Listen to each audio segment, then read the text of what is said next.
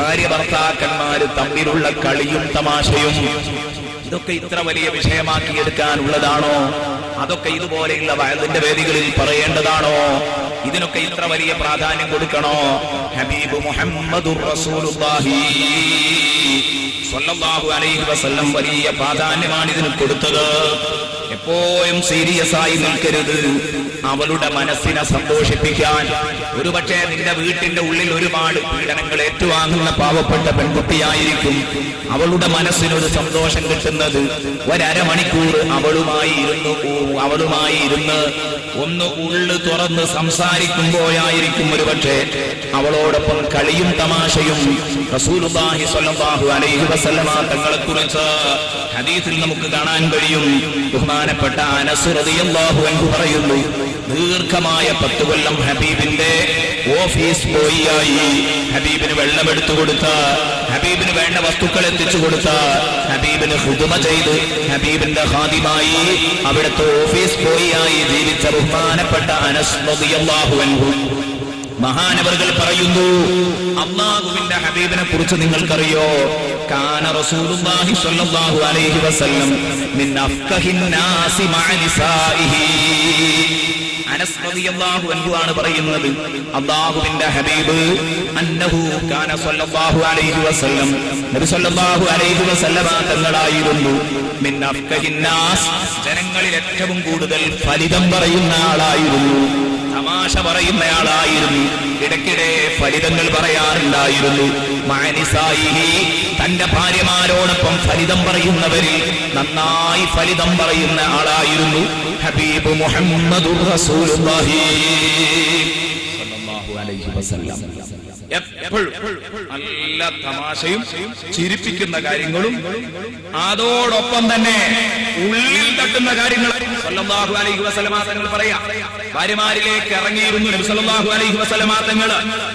നബി സല്ലല്ലാഹു അലൈഹി വസല്ലമ തങ്ങളുടെ ദിഷണാശേഷിക്കല്ല, അതിനനുസരിച്ചല്ല നബി തങ്ങൾ ഭാര്യമാരോട് സംസാരിച്ചത്.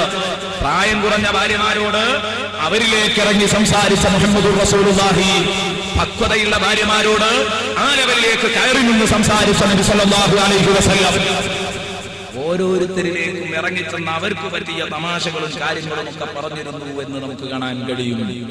പക്ഷേ നമ്മുടെ കൂട്ടത്തിൽ പലർക്കും ഭാര്യയോടൊപ്പം ഉള്ളു തുറന്ന് സംസാരിക്കുക എന്നത് കേട്ടുമറന്ന ഒരു പദമായിട്ട് ആർക്ക് ഞാൻ ഇന്നലെ പറഞ്ഞു.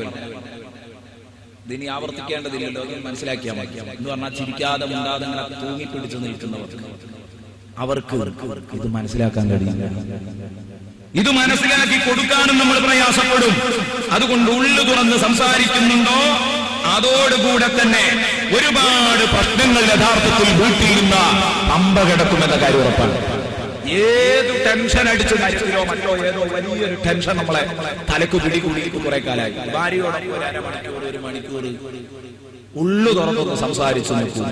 ഒന്നിരിക്കലാ ടെൻഷന് പരിഹാരം ആ പെണ്ണാണെങ്കിലും ഉണ്ടാവും. അല്ലെങ്കിലോ മനസ്സിനൊരു സമാധാനെങ്കിലും കിട്ടും. പരിഹാരവും തരാൻ കഴിയും, അതാണ് പെണ്ണ്. പക്ഷെ അതിനെന്ത് ചെയ്യണം? നേരത്തെ തന്നെ പക്വതയുള്ള പരിഹാരം തരാൻ പറ്റുന്ന പെണ്ണിനെ കല്യാണം കഴിക്കണം. അപ്പോഴേ അതിൽ വിജയിക്കാൻ കഴിയും. അതും കൂടെ തരാൻ കഴിയും പെണ്ണിന്. ടെൻഷൻ അനുഭവിക്കുന്ന ഭാര്യ ഒരുപക്ഷെ ഭർത്താവിനെ കൊലക്കയറുമായി ഓടുന്ന ഭർത്താവിനെ വേണമെങ്കിൽ ഭാര്യക്കൊരൊറ്റ വാക്ക് പറഞ്ഞാൽ ആ കൊലക്കയർ നിലത്തിടിക്കാൻ ഭാര്യനെ കൊണ്ടാകും. അതിന് ഭാര്യയാവണം.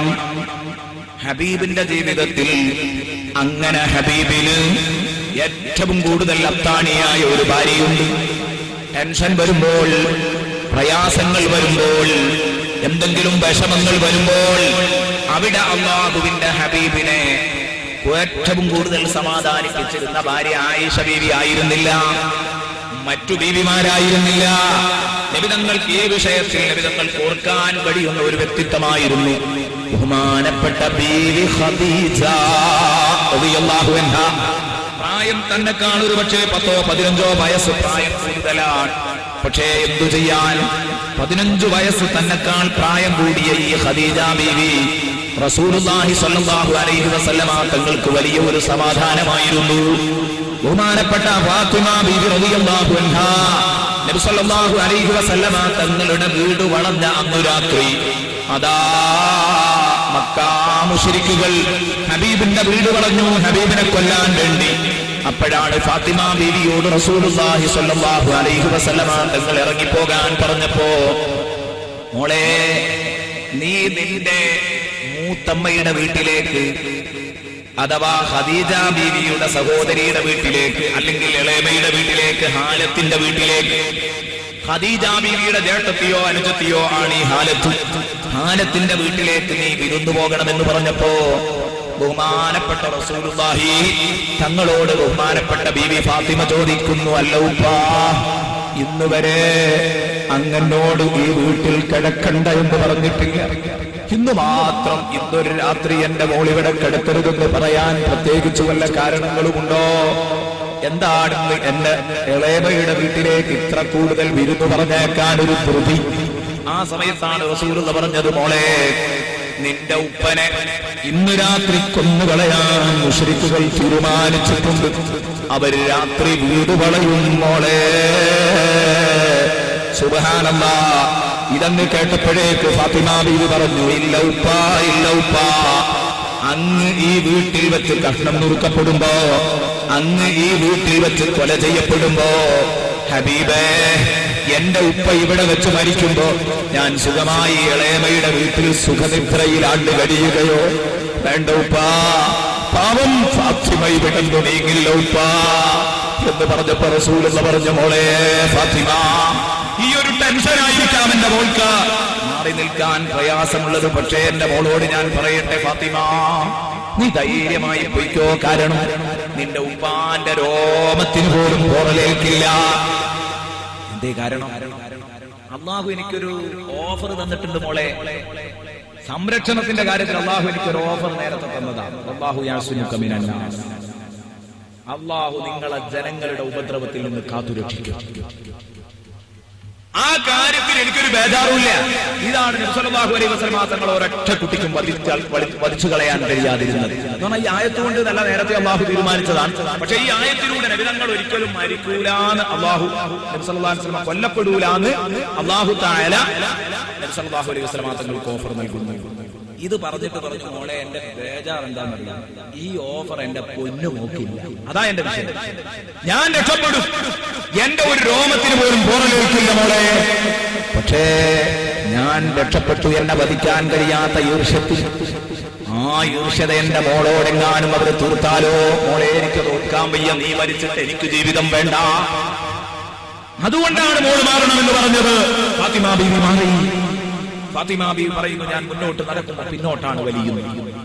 അത്രയും മനസ്സില്ല വീട്ടിൽ പോകാൻ. പക്ഷെ ഉപ്പ നിർബന്ധിച്ചതുകൊണ്ട് പോയി ഹാലത്തിന്റെ വീട്ടിൽ പോയി. അവരോട് വിവരം പറയരുതെന്ന് പറഞ്ഞു. അവർ വിഷയം തിരക്കി കയറി ചെന്നു. എന്തേ വരാൻ കാരണം, എന്തേ വരാൻ കാരണം എന്ന് അവർ വല്ലാതെ എന്നോട് തിരക്കി ചോദിച്ചു. പക്ഷെ എന്റെ പൊന്നുപ്പ പറഞ്ഞിട്ടുണ്ട് പറയരുത്, ഞാൻ പറഞ്ഞില്ല. അങ്ങനെ രാത്രിയായി. ആ സമയത്താണ് എനിക്ക് ഓർമ്മ വന്നത്. ഇത് പറയാനാണ് ഞാൻ എന്റെ കൂട്ടുകാരോട് ഇത് പറഞ്ഞത്. പക്ഷേ ഒറ്റയടിക്കെന്ന് പറഞ്ഞാൽ നിങ്ങൾക്ക് ഉൾക്കൊള്ളാൻ കഴിയില്ല. ഈ സന്ദർഭം കേട്ടിട്ട് നിങ്ങൾ വായിക്കണം. അവിടെയാണ് ബീവി ഖദീജയെ നിങ്ങൾക്ക് ഓർമ്മ വരിക. അർദ്ധരാത്രിയിൽ എനിക്കുറക്കം വരുന്നില്ല. ഞാൻ ഓർത്തു, പടച്ചവനെ, നേരം അർദ്ധരാത്രിയായല്ലോ പടച്ചവനെ, ഇപ്പോഴാണല്ലോ ആ സമയം, എന്റെ പൊന്നുപ്പയുടെ വീട് വളഞ്ഞ സമയം. എന്റെ ഭർത്താവ് അനിയാരവിടെ കിടക്കുകയാണ്. ഹബീബ് പറഞ്ഞതാണ്, നിന്റെ പുതിയാപ്പിള ഇവിടെ നിന്നോട്ടെ എന്ന്.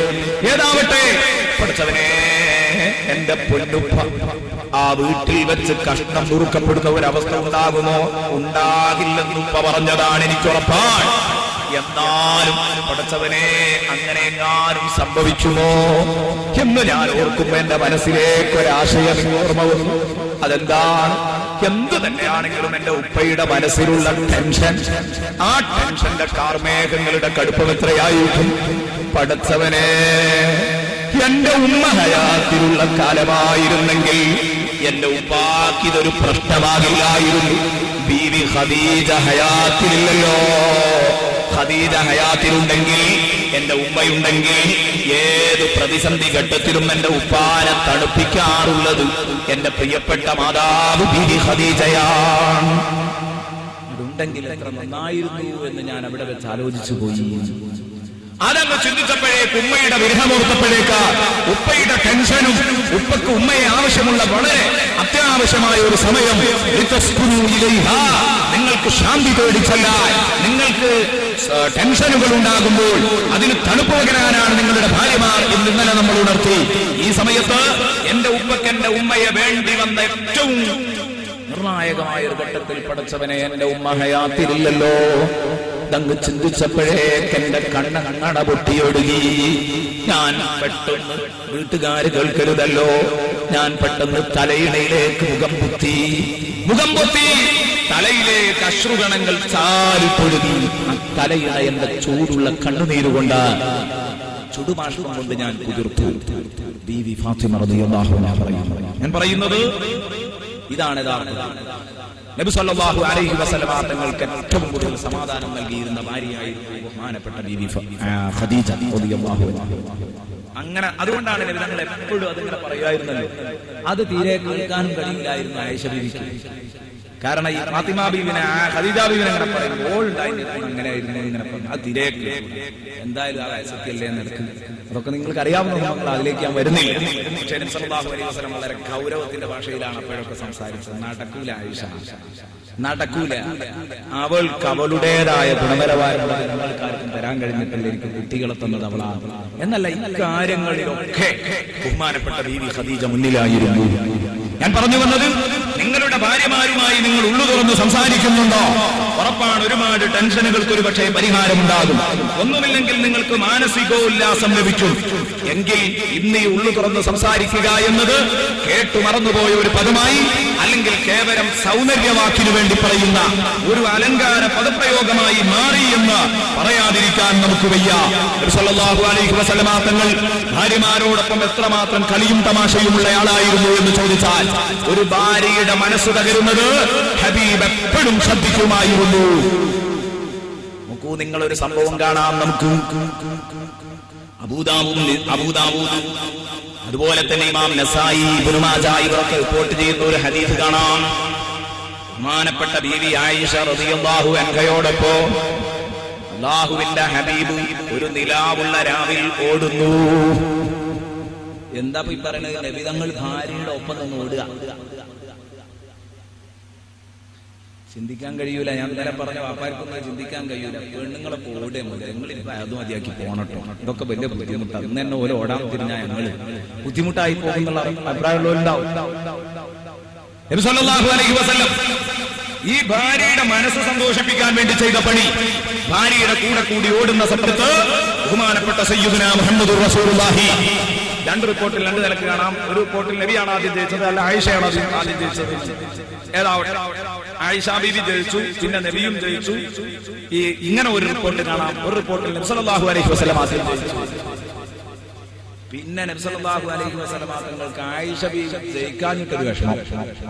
കാരണം ആയിഷ ബീവിക്ക് തോന്നിയാലോ ഞാൻ തോൽക്കാനായിട്ട് വിധിക്കപ്പെട്ട ഒരു പെണ്ണാണ്, അപ്പൊ വേണ്ട, ആ ടെൻഷൻ പോയിച്ചോട്ടെ. നബി തങ്ങൾ അടുത്ത ഓട്ടത്തിൽ മനഃപൂർവ്വം തന്റെ ശരീരത്തെ നിയന്ത്രിച്ചു.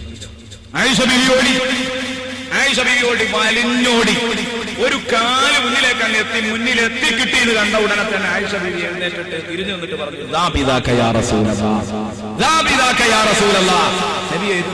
പകരം കിട്ടിയതാട്ടോ. അതാണ് പെണ്ണുങ്ങളുടെ ഒരു അവസ്ഥയാണ്. ആണുങ്ങൾ മനസ്സിലാക്കിയാൽ ചെറിയൊരു മികവ് എവിടെ വന്നാൽ കേറി നിന്ന് സംസാരിക്കും. അത് പെണ്ണല്ലാതിരിക്കേണ്ടി വരും. ആ അവസ്ഥ പോകണമെങ്കിൽ ചെറിയൊരു മികവ് കിട്ടിയാൽ മതി, അപ്പോഴേക്ക് തലയിൽ കയറി സംസാരിക്കും. ഇത് ഇന്നലത്തതിന് പകരമാണ്, ഞാൻ നിങ്ങളോട് പകരം വീട്ടിയതാണ്. ഹബീബിന് കേട്ടപ്പോൾ ഒന്ന് ചിരിച്ചു കൊടുത്തു. കാരണം ഹബീബിനറിയുമല്ലോ ഹബീബ് എങ്ങനെയാ തോറ്റത്.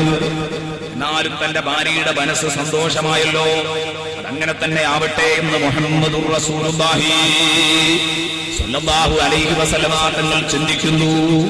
ഇതുകൊണ്ടാണ് നമ്മൾ പറഞ്ഞത്, ചെറിയ ചെറിയ പ്രശ്നങ്ങൾ വലുതായി മനസ്സിൽ കിടന്ന് അത് വലുതായി വീർത്ത് പൊട്ടി സ്ഫോടനാത്മകമായി പുറത്തേക്ക് വരുന്ന ഒരവസ്ഥ, അതൊഴിവാക്കാനാണ് നമ്മൾ പറഞ്ഞത്. ഭാര്യമാരോടൊപ്പം ഉള്ളു തുറന്ന് സംസാരിക്കണം.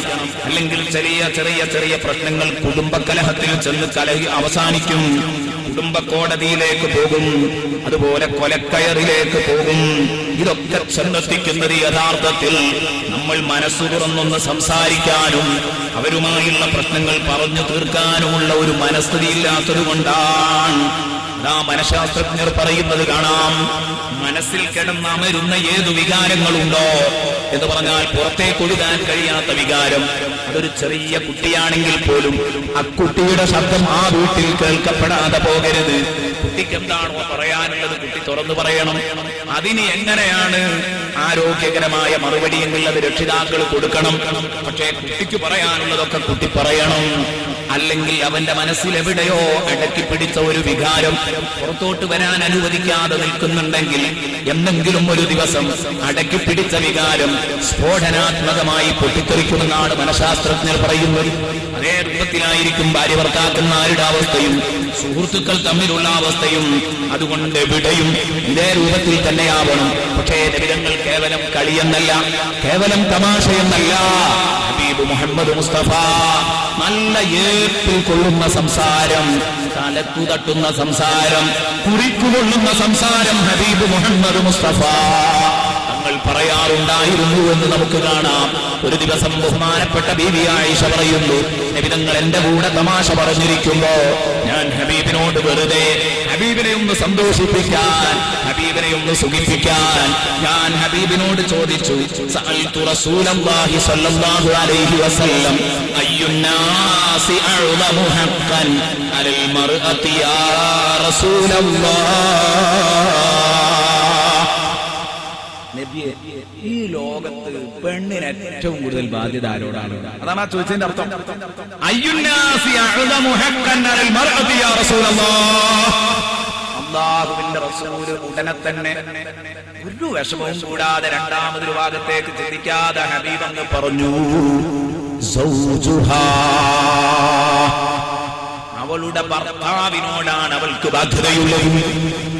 ഏറ്റവും കൂടുതൽ ഒരു പെണ്ണിന് ബാധ്യതയുള്ളത് തന്റെ ഭർത്താവിനോടാണ് എന്നങ്ങ് പറഞ്ഞപ്പോ പറയേണ്ട താമസം ആയിഷ ബീവി പറയുന്നു, ഞാനൊന്ന് ചിരിച്ചു. കാരണം അത് എന്നെ പറ്റിച്ചതാന്ന് എനിക്ക് തോന്നി. ഞാൻ ചോദിച്ചു, എന്നാ പിന്നെ ഞാൻ തിരിച്ചൊന്ന് ചോദിക്കാൻ ആഗ്രഹിക്കുന്നുണ്ട്. എന്തേന്ന് ചോദിച്ചു, ഒരു പുരുഷൻ ഏറ്റവും കൂടുതൽ ബാധ്യത ആരോടാണ് നബിയേ? സല്ലല്ലാഹു അലൈഹി വസല്ലം പുഞ്ചിരിച്ചുകൊണ്ട് എന്നോട് പറഞ്ഞു, ഒരു വിഷമവുമില്ലാതെ പെണ്ണിന് ഏറ്റവും കൂടുതൽ ബാധ്യത ആരോടാന്ന് വെച്ചപ്പോ അവളുടെ ഭർത്താവിനോട് എന്ന് പറഞ്ഞ റസൂലുള്ളാഹിനോട് ഞാൻ തിരിച്ചു വെച്ചു, ആണിന് ഏറ്റവും കൂടുതൽ അവന്റെ ഭാര്യയോട് എന്ന് പറയുന്നു വിചാരിച്ചാ പറഞ്ഞത്. പക്ഷെ മറുപടി വന്നത് എന്താ? ഉമ്മുഹു യാ ആയിഷ. ആയിഷ, ഒരു മനുഷ്യൻ ഏറ്റവും കൂടുതൽ ബാധ്യത അവനെ നൊന്ത് പ്രസവിച്ച് പരിപാലിച്ച ഉമ്മയോടാണ്. ആയിഷ, പുരുഷൻ ഏറ്റവും കൂടുതൽ ബാധ്യത ഉമ്മയോടാണ്. ചോദിച്ച ലക്ഷ്യമൊക്കെ പാളിപ്പോയി.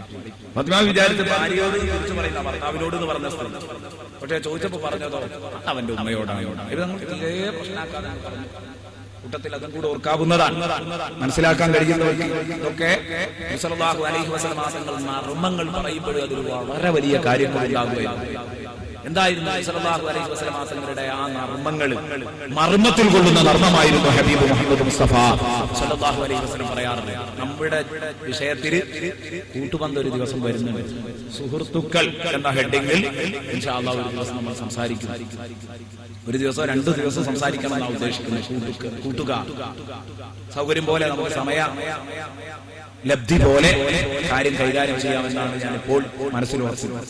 കൂട്ടുകാർ, അതിൽ ഞാൻ പറയാം. കൂട്ടുകാർ തമ്മിൽ നർമ്മം പറയുമ്പോൾ ശ്രദ്ധിക്കേണ്ട കാര്യങ്ങൾ.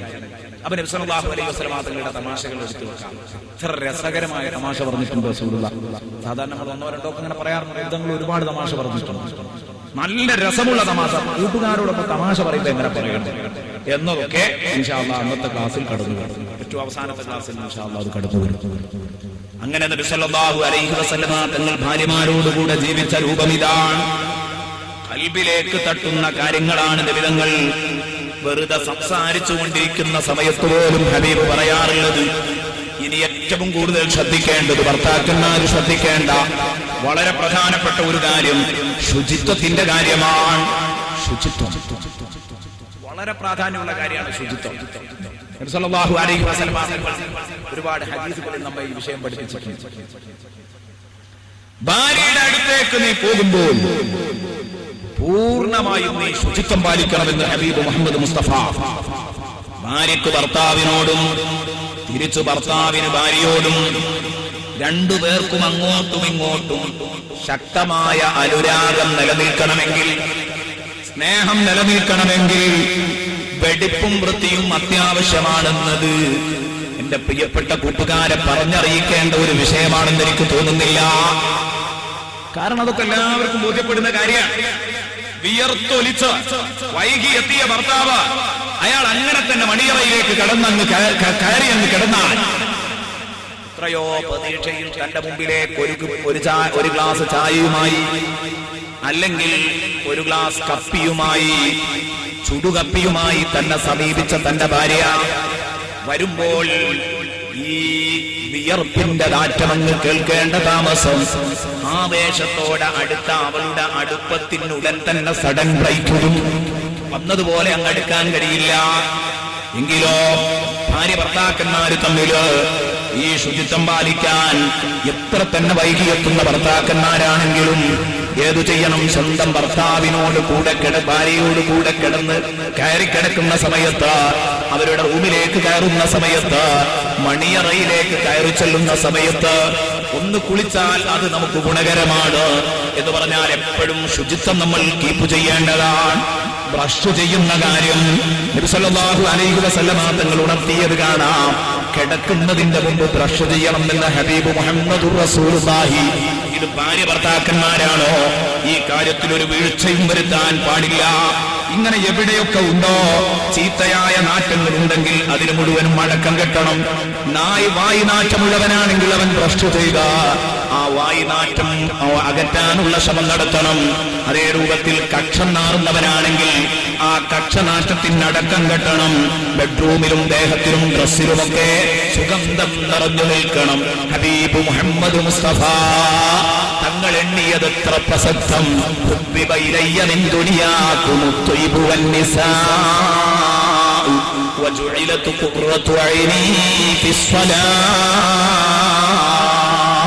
നബി തങ്ങൾ പറഞ്ഞു, എനിക്ക് ഈ ഭൂമി ലോകത്ത് വെച്ച് എനിക്ക് ഏറ്റവും ഇഷ്ടമുള്ളത്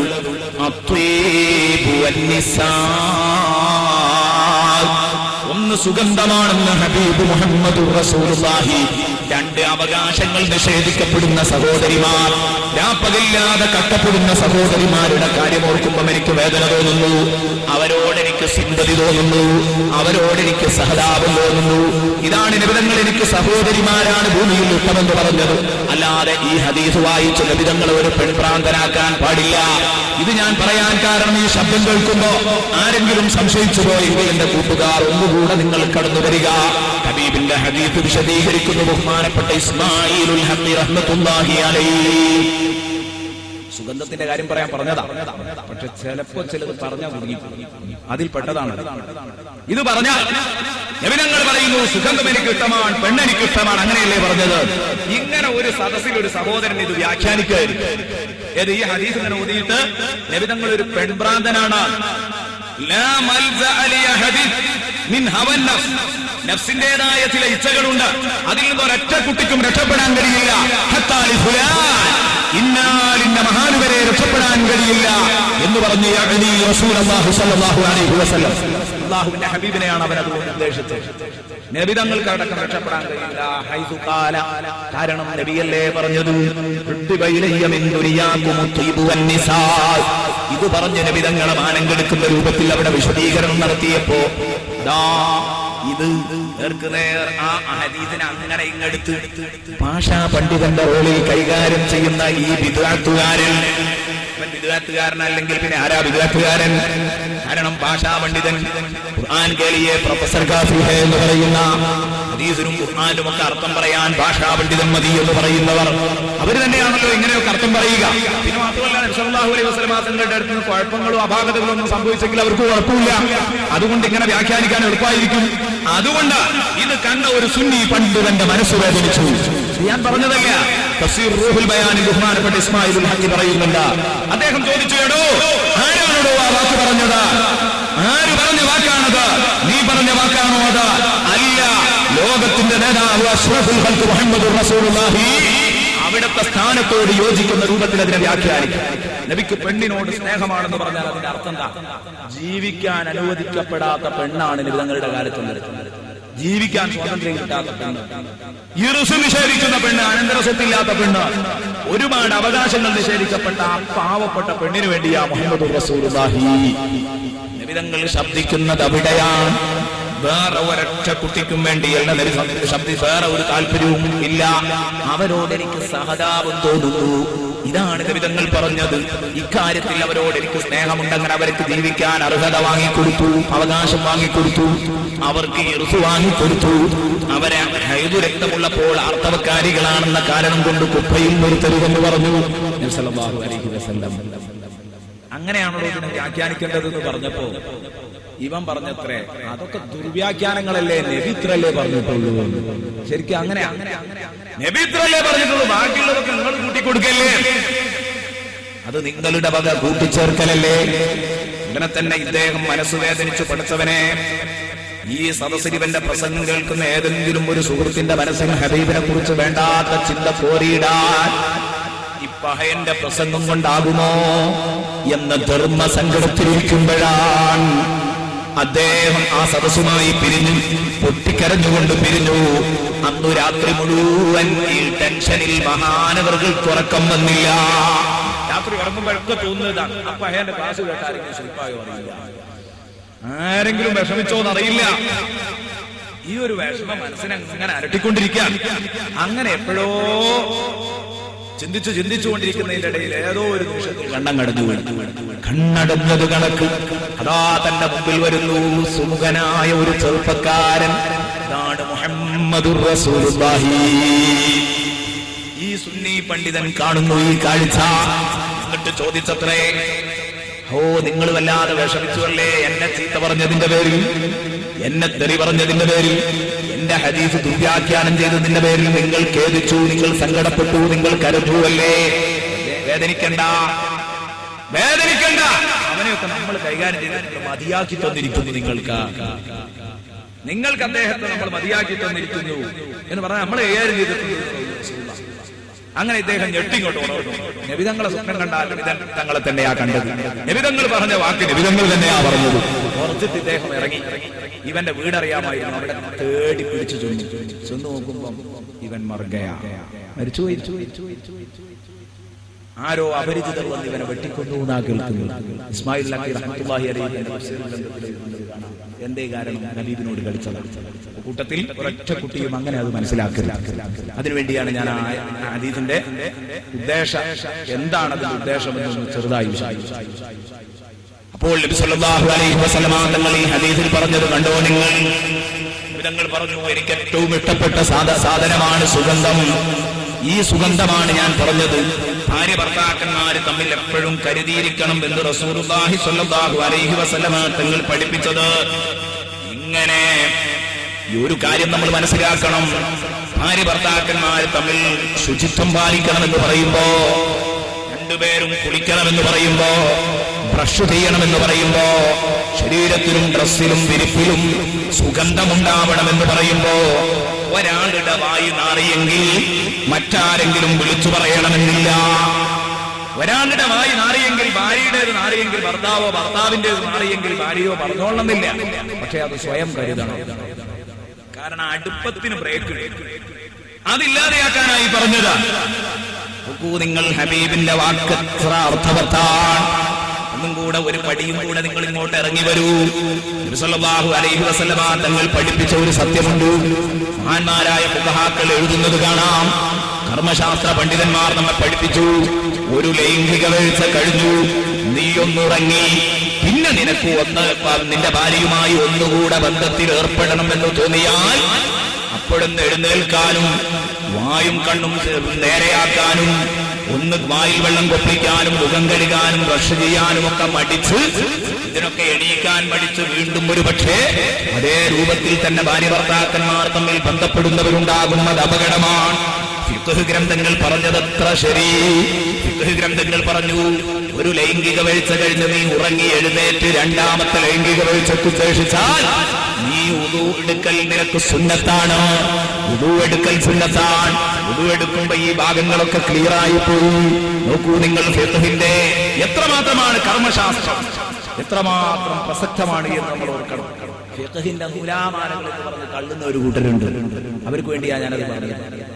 ഒക്കെ അങ്ങനെയാണ്, ഓരോരു കാര്യമാണ് പറഞ്ഞിട്ടുണ്ടെങ്കിൽ അത് അങ്ങനെ നമുക്ക് കാണാം. മഹാന്മാരായ ആളുകൾ അവരുടെ കിതാബിൽ പറയുന്നത്, മാറാല കെട്ടിക്കിടക്കരുത് നിന്റെ വീട്ടിൽ, ദാരിദ്ര്യം വരും. ഇതിനൊക്കെ കുതിരയാക്കാറുണ്ട് തസൂഫിന്റെ പണ്ഡിതന്മാർ പറയുന്നത്.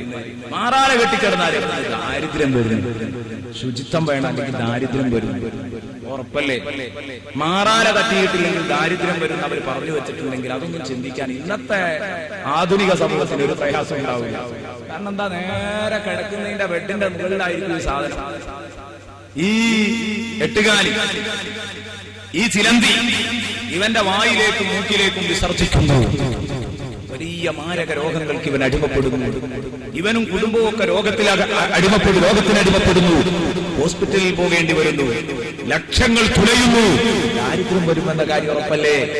നോക്കടാ, ബഹുമാനപ്പെട്ട മഹാന്മാരായ കർമ്മശാസ്ത്ര പണ്ഡിതന്മാർ, തസവ്വുഫിന്റെ പണ്ഡിതന്മാർ, അവരിങ്ങനെ എന്ത് പറഞ്ഞിട്ടുണ്ടോ അതിന് നിലയും വിലയും കൽപ്പിക്കുന്നതാണ് നല്ലത്. എനിക്കത് പറയാൻ ഓരോ സമയമില്ലാത്തതുകൊണ്ട് രാത്രി തുന്നരുത്, രാത്രി സൂചി കൊണ്ട് തുന്നരുത് എന്ന് മഹാന്മാരായ പണ്ഡിതന്മാർ പറയുമ്പോൾ അതിനൊക്കെ ദൂരെയാക്കുന്നത്. അതിനൊക്കെ കാരണങ്ങളുണ്ട്, തത്വങ്ങൾ അടങ്ങിയിട്ടുണ്ട്, വെറുതെ പറഞ്ഞതല്ല അവർ. അതുകൊണ്ട് ഓരോന്നിനെയും അതിൻ്റെതായ വിലക്ക് നമ്മൾ എടുക്കണം, ഗൗരവത്തിലെടുക്കണം എന്ന് കൂട്ടത്തിൽ ഉണർത്തിക്കൊണ്ട് സുഹൃത്തുക്കളോട് ഉണർത്തട്ടെ. ദാമ്പത്യ ജീവിതത്തിന്റെ മധുരം നിലനിർത്താൻ, എന്നും ദാമ്പത്യ ജീവിതത്തിന്റെ മധുരം നിലനിർത്തുന്നതിന് ശുചിത്വത്തിന് വലിയ പങ്കുണ്ട്. ആകയാൽ ദമ്പതികൾ വീണ്ടും പരിസരവും ഡ്രസ്സും അവരെപ്പോഴും ക്ലീൻ ആക്കി വെക്കണം. ഇസ്തിരിയിട്ട ഡ്രസ്സുകൾ ധരിക്കണം. ഇത് വേണ്ടതാ. ഇത് സാധാരണ സഹോദരിമാരോട് പ്രത്യേകിച്ച് ഞാൻ ഓർമ്മപ്പെടുത്തുകയാണ്. സഹോദരിമാര് വളരെ ഗൗരവത്തോടെ കേൾക്കാണേണ്ട ഒരു കാര്യമാണ്. പുറത്തുകാണ്ട് ഇറങ്ങുമ്പോൾ ഇവർക്ക് ചെത്തിയാലും മിനിക്കാലും മതിയാകൂല. സ്വന്തം ഭർത്താവിന്റെ അടുത്തേക്ക് വരുമ്പോഴോ പണ്ടേതോ പ്രായം ചെന്ന ഒരാള് പറഞ്ഞിട്ടുണ്ട്, പുറത്തു പോകുമ്പോ എന്റെ ഭാര്യക്ക് പൗഡർ ഇട്ടാലും കൺമഷി വെച്ചാലും മതിയാകൂല, പക്ഷെ എന്റെ അടുത്തേക്ക് വരുമ്പോഴോ മത്തം കുരു കുഴിച്ചിട്ടാ മുളക്കും മാക്സിയിലൊക്കെ. ശരിയാണ്, അത്രയും ചളി ഉണ്ടാവും, അത്രയും റെഡി ആയിരിക്കും. ഈ രൂപത്തിലാണ് എന്റെ അടുത്തേക്ക് കയറി വരിക. ഈ അവസ്ഥയിൽ ഒരിക്കലും ആവരുത്. ഭാര്യയുടെ മുമ്പിൽ, ഭർത്താവിന്റെ മുമ്പിലാണ് നിങ്ങൾ സുഗന്ധവാഹിനിയാവേണ്ടത്. അത്ര പൂശി ഇറങ്ങുന്ന പെണ്ണിന്റെ പിന്നാലെ പിശാചുണ്ടെന്ന് മുഹമ്മദ് റസൂലുള്ളാഹി. പുറത്തേക്ക് ഇറങ്ങുമ്പോഴല്ല പെണ്ണ് അത്ര പൂശേണ്ടത്, അവിടെയല്ല അവൾ ചെത്തിമിനുക്കേണ്ടത്, നിങ്ങളുടെ ഭർത്താവിന്റെ മുമ്പിലാണ്. നാളെ ഞാൻ കൂടുതൽ ഗൗരവത്തോടെ പറയാം. ഇത് കൂട്ടത്തിൽ അങ്ങ് പറഞ്ഞുപോയി എന്നേ ഉള്ളൂ. ശുചിത്വം പാലിക്കുന്നത് വളരെ ഗൗരവത്തോടെ കാണേണ്ട കേസാണ്. ചില റൂമുകളിൽ ബഹുമാനപ്പെട്ട ഇമാം ഷാഫി പറയുന്നത് നോക്ക്, അതും കൂടെ പറഞ്ഞു ഞാൻ ആ വിഷയം അവസാനിപ്പിക്കാം. ഇമാം ഷാഫി പറഞ്ഞു, ആരുടെ വസ്ത്രമാണോ ക്ലീനായി നിൽക്കുന്നത് അയാൾക്ക് ടെൻഷൻ കുറയുമെന്ന് ബഹുമാനപ്പെട്ട ഇമാമുന ശാഫിഈ. അവര് ഇസ്തിരിപ്പെട്ടി, അത് വീട്ടിൽ അലങ്കാരല്ല, അത് ആവശ്യം, അത് ദൂർത്തല്ല. ഏത് ദരിദ്രന്റെ വീട്ടിൽ ഒപ്പിച്ചു വാങ്ങി വെക്കേണ്ടതാണ് യഥാർത്ഥത്തിൽ ഒരു ഇസ്തിരിപ്പെട്ടി. അതൊന്നും അലങ്കാരമാണ്, ആരും കൂട്ടരുത്. അങ്ങനെ കുറെ സംഗതികൾ നമ്മൾ അലങ്കാരമായി കൂട്ടുന്നത്. ചിലപ്പോൾ ഇബാദത്ത് ശരിയാവണമെങ്കിൽ വരെ അത് വേണ്ടി വരും. എനിക്ക് ഏറ്റവും കൂടുതൽ എന്നെ ബോധിച്ച ഒരു സംഗതിയാണ് ബാത്റൂമിലെ ഷവർ നിർബന്ധമാണ്. അങ്ങനെ തന്നെ പറയാൻ കാരണം, വെള്ളം മുസ്താമലാകാതെ കുളിക്കാൻ കഴിയുന്ന പെണ്ണുങ്ങൾ വളരെ ചുരുക്കമാണ്. നമ്മൾ എത്ര പറഞ്ഞിട്ടും കാര്യമില്ല, ഈ കയ്യുമെന്നും ദേഹത്തും അങ്ങോട്ട് വെള്ളം ഒലിച്ചാൽ സംഗതി ബുദ്ധിമുട്ടാട്ടോ. എത്ര പെണ്ണുങ്ങളാ എങ്ങനെ ആയാലും എത്ര ഉപദേശിച്ചാലും പെണ്ണിന്റെ ദേഹത്തിൽ നിന്ന് അത് അങ്ങോട്ട് വീഴാതിരിക്കും. ഈ ബക്കറ്റിക്കായ 2 കൊല്ലത്തില്ലാത്ത വെള്ളത്തിക്കായ പിന്നെ അതുകൊണ്ട് എത്ര കാലം കുളിച്ചാലും കുളി നേരെയാവൂല, അശുദ്ധി വരൂല. അതിന് ഏറ്റവും നല്ല മാർഗം, നമ്മളും വിവരമുള്ളവരൊക്കെ ശ്രദ്ധിച്ചേക്കാം, ഒരു പാട്ട വെള്ളം കോരി അത് നല്ലോണം ഏതാണ് അതിൽ നിന്ന് നമ്മുടെ ശരീരത്തിൽ അങ്ങോട്ട് ഒലിക്കുന്നത് ഇല്ലാതെയായിട്ട് തന്നെ അതൊന്ന് കുടഞ്ഞിട്ട് തന്നെ രണ്ടാമത്തെ വെള്ളം കോരിയേക്കാം. ആരും ശ്രദ്ധിക്കൂല. അതുകൊണ്ട് അതിന് ഏറ്റവും നല്ല മാർഗം ഒരു ഷവർ ഉണ്ടായാൽ വളരെ സുഖം. കാരണം ഇത് എന്തായാലും മുസ്താമിലല്ല, അതിന്റെ ഉള്ളിൽ അങ്ങോട്ട് പോകില്ലല്ലോ. എന്തായാലും റാഹത്തിൽ ഒരു വിഷയമില്ല. അതുകൊണ്ട് അതൊക്കെ ഒരു അത്യാവശ്യ കേസ്. അതിനൊന്നും അലങ്കാരമായും ഓവറായും പ്രൗഢിയായും ആരും കാണണ്ട. വേറുള്ള കാര്യങ്ങളൊക്കെ ഇന്നലെയല്ല തലേനാൾ ഞാൻ പറഞ്ഞ വിഷയങ്ങൾ അതൊക്കെയാണ് യഥാർത്ഥത്തിൽ പ്രൗഢികൾ, സോബറായി പോകുന്ന പ്രൗഢികൾ. മാതാപിതാക്കൾ സൗകര്യമില്ലാതെ വീട്ടിൽ എല്ലാ സൗകര്യങ്ങളുണ്ട്, സൗകര്യങ്ങൾ ഒരുക്കുന്നതിന് കുറ്റം പറഞ്ഞതല്ല, അന്ന് മാതാപിതാക്കൾക്ക് സൗകര്യം വേണമെന്ന് പറഞ്ഞിട്ടാണ് അന്ന് ഞാനത് സംസാരിച്ചത്. ഏഴാമത്തെ ഇമാം ഷാഫി റളിയല്ലാഹു അൻഹു പറഞ്ഞത്, നിങ്ങളുടെ വസ്ത്രം ക്ലീൻ ആണോ നിങ്ങൾക്ക് ടെൻഷൻ കുറയുമെന്നാണ്. ചില വീടുകളിലേക്ക് കയറി ചെല്ലുന്ന സമയത്ത് അവിടെ കിടക്കുന്ന കാർപ്പറ്റുകൾ നാറിയേക്കാം, പൊടിയും ചേറും പിടിച്ച് നിറഞ്ഞു കിടക്കുന്നുണ്ടാകും. അവിടെ ശ്വാസോച്ഛ്വാസം പോലും പ്രയാസകരമാകും ആ റൂമിലേക്ക് കയറിയാൽ. പക്ഷേ അവിടുത്തെ സ്ഥിരതാമസക്കാരനായ ആ വീട്ടുകാരനതറിയില്ല, വീട്ടുകാരന്റെ ഭാര്യക്കതറിയില്ല. കാരണം അവർക്ക് ഈ നാറ്റം ശീലിച്ചു പോയി എന്നതാണ് അതിന്റെ കാരണം. എന്റെ ഇറച്ചിക്കാരന്റെ പെണ്ണുങ്ങൾ പറഞ്ഞായിരിക്കും, ഞാൻ വരുന്നെന്ന് ഇവിടെ ഭയങ്കര മണയിനിയാണ്, ഇപ്പൊ മണല്ല, ഞാൻ വന്നാരെ പോയത് അവളെ പവറോട് പോയി അവള് മനസ്സിലാക്കി. അങ്ങനെയല്ല, ബൊക്കും കൂടെ ശീലായതാ. നേരത്തെ വരുന്നെന്ന് ഇവക്ക് ഇത് സഹിക്കാൻ കഴിയൂല, ഇപ്പൊ ബൊക്കും കൂടി ശീലായതാണ്. പുതിയ ഒരാളും നോക്കണം, അപ്പോഴേ അറിയില്ല. നമ്മുടെ വീട്ടിലെ നാറ്റവും നമ്മൾ പക്ഷെ അറിയില്ല. അതുകൊണ്ട് എപ്പോഴും നല്ല ക്ലീനായിട്ട് വൃത്തിയായി സംഗതികൾ സൂക്ഷിക്കാൻ ശ്രദ്ധിക്കണമെന്ന് കൂട്ടത്തിൽ ഉണർത്തുന്നു. ഇതിങ്ങനെ തന്നെ പറയാൻ കാരണം അതുകൊണ്ടൊക്കെ ആർക്കെങ്കിലും ജീവിതത്തിൽ ഒരു മാറ്റം വന്നാൽ നല്ലൊരു മുതൽക്കൂട്ടാകുമെന്ന് കരുതിയ വൃത്തിയുടെ കാര്യത്തിൽ ഇസ്ലാം എത്ര ഗൗരവം കൊടുത്തു. ഇനി എന്റെ സുഹൃത്തുക്കളോട് ഇതിലേറെ ഗൗരവത്തിൽ എനിക്ക് ഉണർത്താനുള്ളത്, ഭർത്താക്കന്മാർക്ക് ഭാര്യമാരോടുള്ള കടപ്പാടുകൾ പറയുമ്പോ വളരെ പ്രധാനപ്പെട്ട ഒരു കടപ്പാടാണ് ലൈംഗിക ബന്ധങ്ങളിലെ ചിട്ടകൾ പാലിക്കുക എന്നത്. ലൈംഗിക ബന്ധങ്ങളിലെ ചിട്ടകൾ ഭർത്താവ് ഭാര്യയോട് പാലിച്ചിരിക്കണം.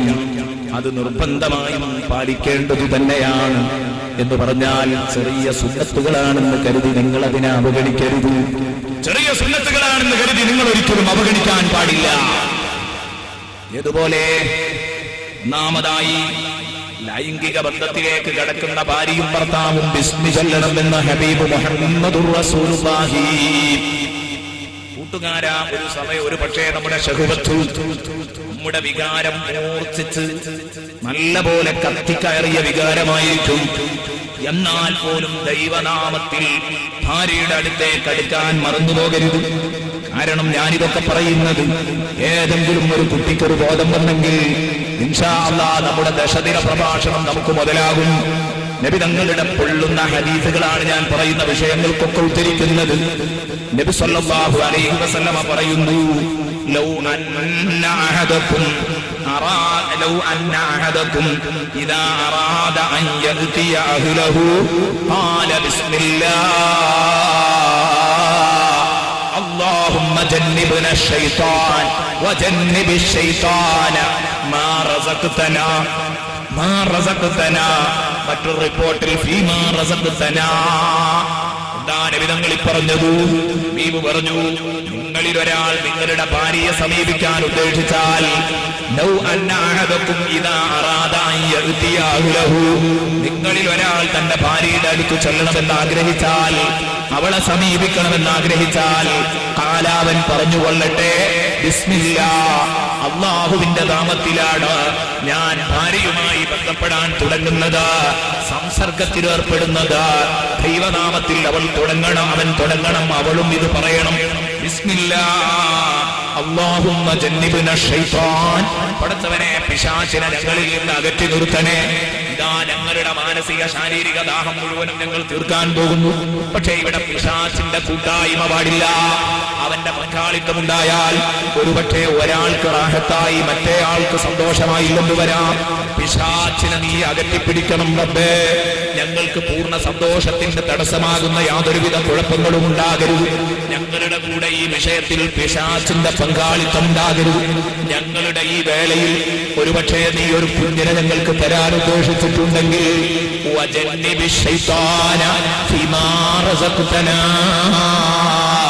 ഞങ്ങൾക്ക് നീ തരുന്ന കുഞ്ഞിൽ, ഞങ്ങൾക്ക് നീ തരുന്ന ആനന്ദത്തിൽ പടച്ചവനെ പിശാചിനെ നീ അകറ്റി നിർത്തണേ. ബിസ്മില്ലാഹി അല്ലാഹുമ്മ ജന്നിബ്ന ശൈത്താൻ വജന്നിബി ശൈത്താന ഫീമാ റസഖ്തനാ എന്ന് നിങ്ങൾ ചൊല്ലണം.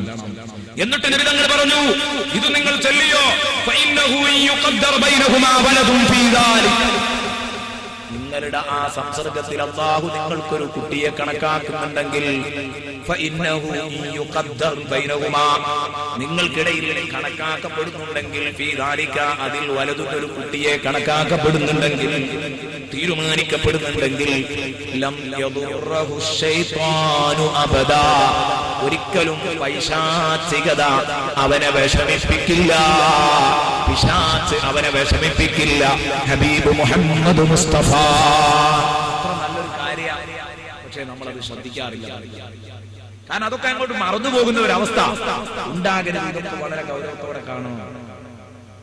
ഇവിടെ എന്താ ദിക്റും സലാത്തൊക്കെ ചെല്ലാൻ നിൽക്കുകയാണോ എന്നൊരു ചിന്ത ഉണ്ടാവരുത്. നിർബന്ധമായിട്ടും വേണം.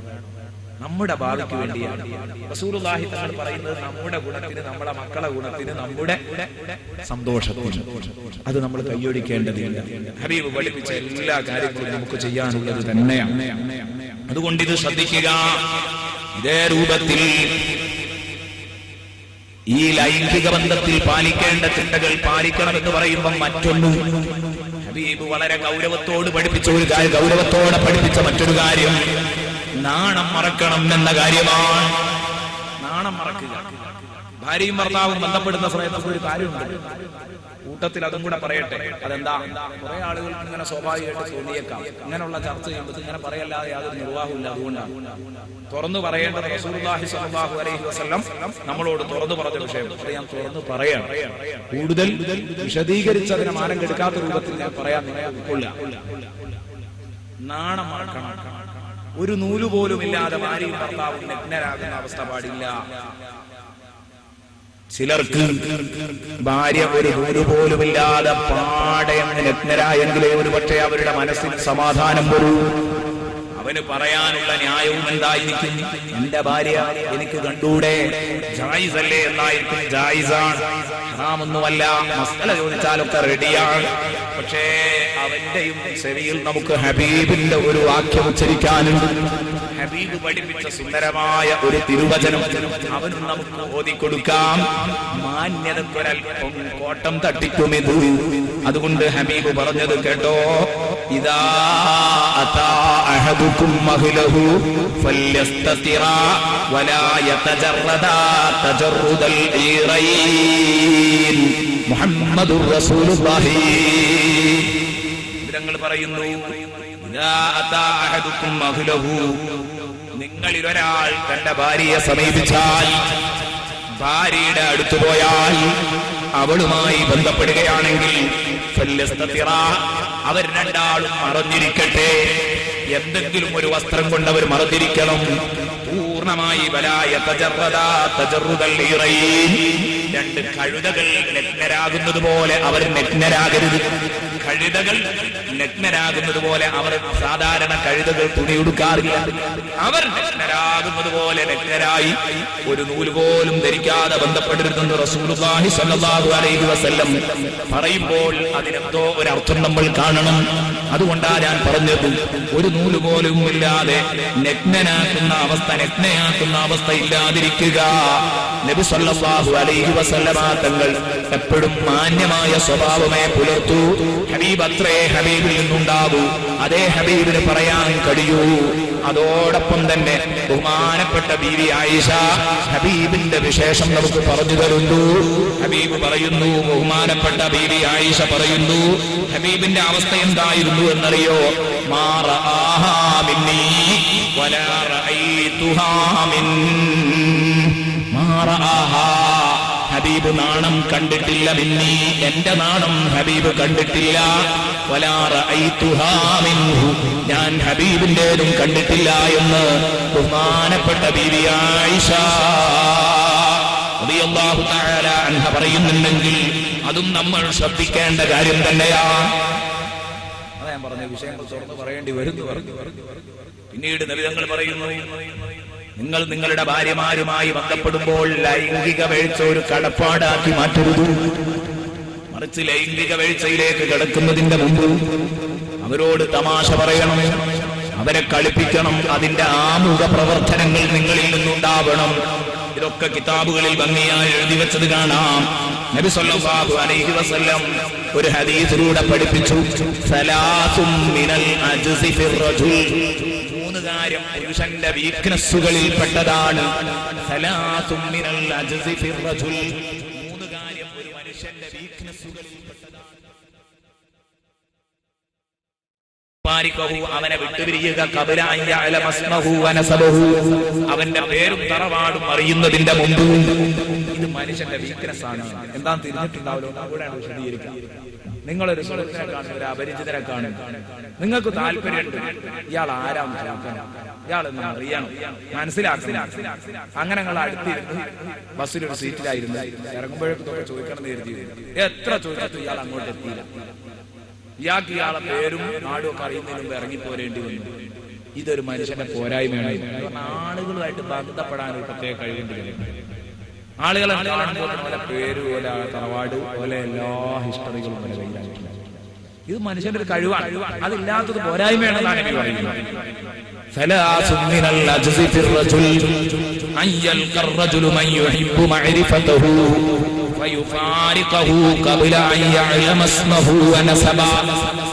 ബസ്സറങ്ങോളം സംസാരിച്ചിട്ടുണ്ട്. ബസ്സറങ്ങിയപ്പോ നമ്മൾ സീറ്റ് സംസാരിച്ചിട്ട് ആളാരാ, ഞാൻ കോട്ടക്കം തുടങ്ങിയ സംസാരം.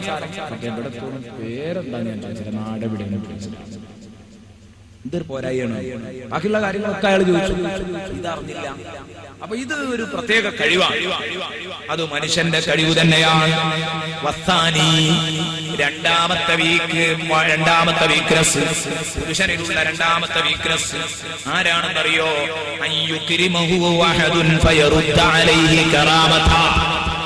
ആരോ വന്നിട്ട് അവനെ ഇങ്ങോട്ട് ആദരിക്കുമ്പം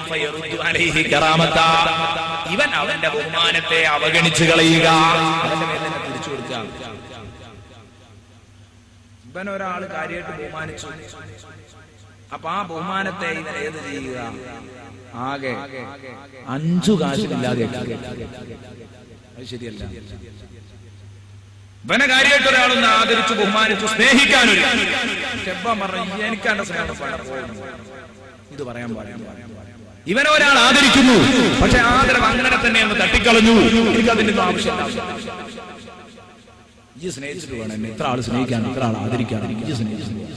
ഇങ്ങനെ ഇവന്റെ സ്നേഹത്തെ നേരെ തിരിച്ചടിക്കുന്നയാള്, ആ പ്രവർത്തനം ആ മനുഷ്യന്റെ വീക്ക്നെസ് ആണ്, പോരായ്മയാണ്. പിന്നീട് ലളിതങ്ങൾ മൂന്നാമത്തത് പറഞ്ഞത്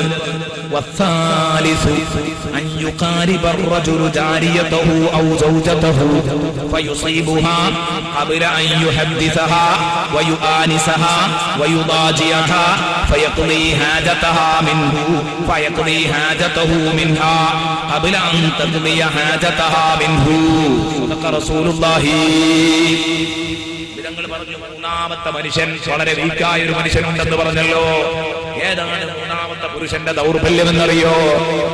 ഒരു മനുഷ്യൻ തന്റെ ഭാര്യയുടെ അടുത്ത് ചെന്നു, അല്ലെങ്കിൽ തന്റെ അടിമ സ്ത്രീയെ സമീപിച്ചു. രണ്ടുപേരെയും സമീപിച്ചു, അടിമ സ്ത്രീയോ ഭാര്യയോ ആരാവട്ടെ. ഒരു മനുഷ്യൻ അവന്റെ ഭാര്യയെയോ വെള്ളാട്ടിയെയോ സമീപിച്ചിട്ട് അവളുമായി ബന്ധപ്പെടുന്നു, അവളോട് മിണ്ടിയിട്ടില്ല, നേരെ ചെന്നു ബന്ധപ്പെട്ടതാ. അവളോട് നേരം പോക്ക് ടൈം പാസിന് വേണ്ടി സംസാരിച്ചിട്ടില്ല. അവളുടെ കൂടെ ആലിംഗനം ചെയ്ത് കിടന്നിട്ടില്ല.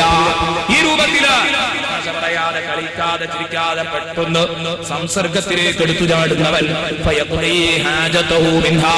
അവന്റെ ആവശ്യം അവളിൽ നിന്ന് അവൻ വീട്ടും. അവന്റെ ആവശ്യം വീട്ടി, അവരുടെ ആവശ്യം വീട്ടുന്നതിന് മുമ്പ് എഴുന്നേറ്റ് പോരുന്നവൻ. ഇത് പുരുഷന്റെ ദൗർബല്യമാണ്, ഇത് പുരുഷന്റെ പോരായ്മയാണ്. ഹബീബ് മുഹമ്മദുർ റസൂലുള്ളാഹി നബിതങ്ങളുടെ അധ്യാപനങ്ങൾ വന്നു തട്ടാത്ത ഏതെങ്കിലും ഒരു മേഖല ജീവിതത്തിൽ നമുക്ക് പറയാൻ കഴിയും. ഇതൊക്കെ നബിതങ്ങൾ ഇങ്ങനെ പച്ചയായി പറഞ്ഞു തരാം. നമുക്ക് മാന്യമായ ഭാഷയിൽ ഹബീബ് പറഞ്ഞു തരുന്നുമുണ്ട്. പക്ഷേ നമ്മൾ ജീവിതത്തിൽ പാലിച്ചാൽ നമ്മുടെ മണിയറയിലേക്കടക്കം ഹബീബ് നമ്മളോട് വന്ന് കുശലം പറയുന്നുണ്ട്, നമ്മുടെ നന്മക്ക് വേണ്ടത്. ഇങ്ങനെ പറഞ്ഞു തന്ന വേറെ ഏതെങ്കിലും ഒരു നേതാവിനെ പറയാൻ കഴിയുമോ? വേറെ ഒരു ഹദീസിൽ കാണാം, ലാ യഖഅന്ന അഹദുൻ അലംബഅതിഹി കമാ തഖഉൽ ബഹീമ വൽയകും ബൈനഹുമാ റസൂൽ ഖീല വമർ റസൂൽ യാ റസൂലല്ലാഹ്. قال القبلة والكلام سيدنا محمد رسول الله. വേറൊരു ഹദീസ് കൂടെ നബി സല്ലല്ലാഹു അലൈഹി വസല്ലം വ്യക്തമായി പറയുന്നു, ലാ യഖഅന്ന അഹദുകും അലംറാതിഹി, നിങ്ങളിൽ ഒരാളും തന്റെ ഭാര്യയുടെ മേലിൽ ചെന്ന് വീഴരുത്. കമാ തഖഉൽ ബഹീമ, മൃഗത്തെ ഭോഗിക്കുന്നത് പോലെ നേരെ അങ്ങ് ചെന്ന് ഭാര്യയെ നിങ്ങൾ ഭോഗിക്കാൻ തുടങ്ങരുത്. എന്ത് വല്യകും പിന്നെയോ വല്യകുൻ ബൈനഹുമാ റസൂൽ, അതിന്റെ മുമ്പ് അവർക്കിടയിൽ രണ്ടുപേരുടെയും ഇടയിൽ ഒരു ദൂതനുണ്ടാവട്ടെ, ഒരു മുന്നറിയിപ്പുകാരൻ ഉണ്ടാവുന്നത് നല്ലതാണ്. നേരെ ബന്ധത്തിലേക്ക് എടുത്തു ചാടുന്നതിന്റെ മുമ്പ് ഒരു ദൂതൻ വേണം, ഒരു റസൂൽ വേണം. വല്യകുൻ ബൈനഹുമാ റസൂൽ. സഹാബത്തിനോടാണല്ലോ ഇത് പറയുന്നത്. അപ്പൊ റസൂലുള്ളാഹി തങ്ങൾ ഇത് പറഞ്ഞപ്പോ സഹാബത്ത് ചോദിച്ചു, അമർ റസൂലു യാ റസൂലല്ലാഹ്, എന്താ നബിയേ റസൂൽ എന്ന് പറഞ്ഞാൽ തിരിഞ്ഞില്ല. കാരണം ഭാര്യയായിട്ട് ബന്ധപ്പെടുന്നതിന്റെ മുമ്പ് ഒരു റസൂലിനെ വിടണം എന്നൊക്കെ പറഞ്ഞാൽ സമയം ബുദ്ധിമുട്ടൊക്കെ. ഇതെന്താന്ന് മനസ്സിലാവണം, ഒരു ദൂതൻ വേണം. അവർക്കിടയിൽ ഒരു ദൂതൻ ഉണ്ടാവട്ടെ. എന്താണ് നബിയെ ഈ ദൂതൻ കൊണ്ട് ഉദ്ദേശിക്കുന്നത്? നബി തങ്ങൾ പറഞ്ഞു, ചുടുചുംബനങ്ങൾ നൽകി വീർപ്പുമുട്ടിക്കലും അവളെ സുഖിപ്പിക്കുന്ന സംസാരങ്ങളുമാണ് അൽ ഖുബ്ലത്തു വൽ കലാം, കിന്നാരം പറയലും ചുംബിക്കലുമാണെന്ന് ഹബീബ് മുഹമ്മദുർ റസൂലുള്ളാഹി റിപ്പോർട്ട് ചെയ്ത ഈ രണ്ട് ഹദീസുകളും നമുക്ക് കാണാം. ഇനി ഈ നാട്ടിലെന്നല്ല ലോകത്തെവിടെയുമുള്ള ഒരു പാട്ടിനെ കുറിച്ച് ഞാൻ പറയട്ടെ. സാധാരണഗതിയില് ദമ്പതികൾ കാത്തു സൂക്ഷിക്കാത്ത നിബിധങ്ങൾ എത്രയോ ഗൗരവത്തിൽ പറഞ്ഞ ഒരു കേസ് ഞാൻ എന്റെ കൂട്ടുകാരുടെ മുമ്പിലിടുന്നു. അതേതാണ്? മണിയറ രഹസ്യം ഒരൊറ്റ കുട്ടിയോടും പങ്കുവെക്കാൻ പാടില്ല. ഞാൻ എന്റെ ഭാര്യയോടൊപ്പം ജീവിച്ചത്, അവൾ എന്നോടൊപ്പം ജീവിച്ചത്, നിങ്ങളുടെ ഭാര്യയോടൊപ്പം നിങ്ങൾ ജീവിച്ചത്, നിങ്ങളുടെ ഭാര്യ നിങ്ങളോടൊപ്പം ജീവിച്ചത് നിങ്ങളുടെ കൂട്ടുകാർക്ക് കൈമാറാനുള്ളതല്ല, നിങ്ങളുടെ കൂട്ടുകാരികളെ കേൾപ്പിക്കാനുള്ളതല്ല. ചെയ്യരുതെന്ന് ഹബീബ് മുഹമ്മദുർ റസൂലുള്ളാഹി. എങ്കിലോ ഇന്നത്തെ ആധുനിക സമൂഹത്തിന് അതൊരു ഹോബിയായി മാറിയിരിക്കുകയാണ്. കല്യാണം കഴിഞ്ഞ ചെറുപ്പക്കാർ പരസ്പരം അവരുടെ ഭാര്യമാരുമായി ബന്ധപ്പെടുന്നതിന്റെ ഹരങ്ങള് ഒരിക്കലും തന്നെ തന്റെ കൂട്ടുകാരനോട് പറയാൻ പാടില്ല. ഹബീബിന്റെ പൊള്ളുന്ന ഹദീസുകൾ കേട്ടോളൂ. മിൻ ശർരിൻ നാസി ഇൻദല്ലാഹി മൻസിലതൻ, ഇന്ന മിൻ ശർരിൻ നാസി ഇൻദല്ലാഹി മൻസിലതൻ യൗമൽ ഖിയാമ الرجل يفضي إلى امرأته وتفضي إليه ثم ينشر أحدهما سر صاحبه سيدنا محمد رسول الله. ഏതോ ഒരു ഗുണകാംക്ഷി ഒരു എഴുത്തു കൊടുത്തു എന്ന് ഉസ്താദ് പറഞ്ഞു. 10 മണിക്ക് എന്നെ പരിപാടി തുടങ്ങണമെന്ന്. എനിക്കും താല്പര്യം അതിന്. 10 മണിക്ക് തുടങ്ങിയാൽ നമുക്ക് വൃത്തി അവസാനിപ്പിക്കാം. എല്ലാവരും എത്തിപ്പില്ല. ഇന്ന് ഞങ്ങൾ കുറച്ച് വൈകിയോ എന്നുള്ളൊരു ധ്വനി അതിലുണ്ടോയെന്ന് എനിക്ക് തോന്നുന്നുണ്ട്. ഏതായാലും ഇൻഷാ അല്ലാഹ് നാളെ 10 മണിക്ക് തന്നെ സ്റ്റേജിലെത്തി തുടങ്ങാൻ നോക്കാം. പരമാവധി ഒന്ന് തുടങ്ങാം. കാരണം സമയം കിട്ടുന്നില്ല എന്ന പരാതിയാണ് സുഹൃത്തുക്കൾ അങ്ങനെ പറയാനുള്ള കാരണം. എത്രയോ വിഷയങ്ങൾ നിങ്ങൾക്കിത് കേൾക്കുമ്പോൾ തോന്നുന്നുണ്ടാവും, ഇത്രയൊക്കെ നിങ്ങൾ ഇത്രത്തോളം തമ്മിലേക്ക് ഇറങ്ങി സംസാരിച്ചിട്ടുണ്ട്. ഓരോ വിഷയങ്ങളും ഒക്കെ പറയേണ്ടതാണ്. എന്തെല്ലാം വിഷയങ്ങൾ നോക്കൂ നിങ്ങൾ. നമ്മുടെ ബസ് സ്റ്റോപ്പുകളിലും നമ്മുടെ കവലകളിലും ഒക്കെ ചർച്ചയാണ് നിലനിർത്തുന്നത്. കാരണം സാധാരണ ഭാര്യമാരും ഭർത്താക്കന്മാരും ഒക്കെ തമ്മിലുള്ള രഹസ്യങ്ങൾ കൈമാറുന്നത് സാധാരണഗതിയിലുള്ള ഒരു സ്വഭാവമാണ്. ഇതുണ്ടോ? ഉണ്ട്.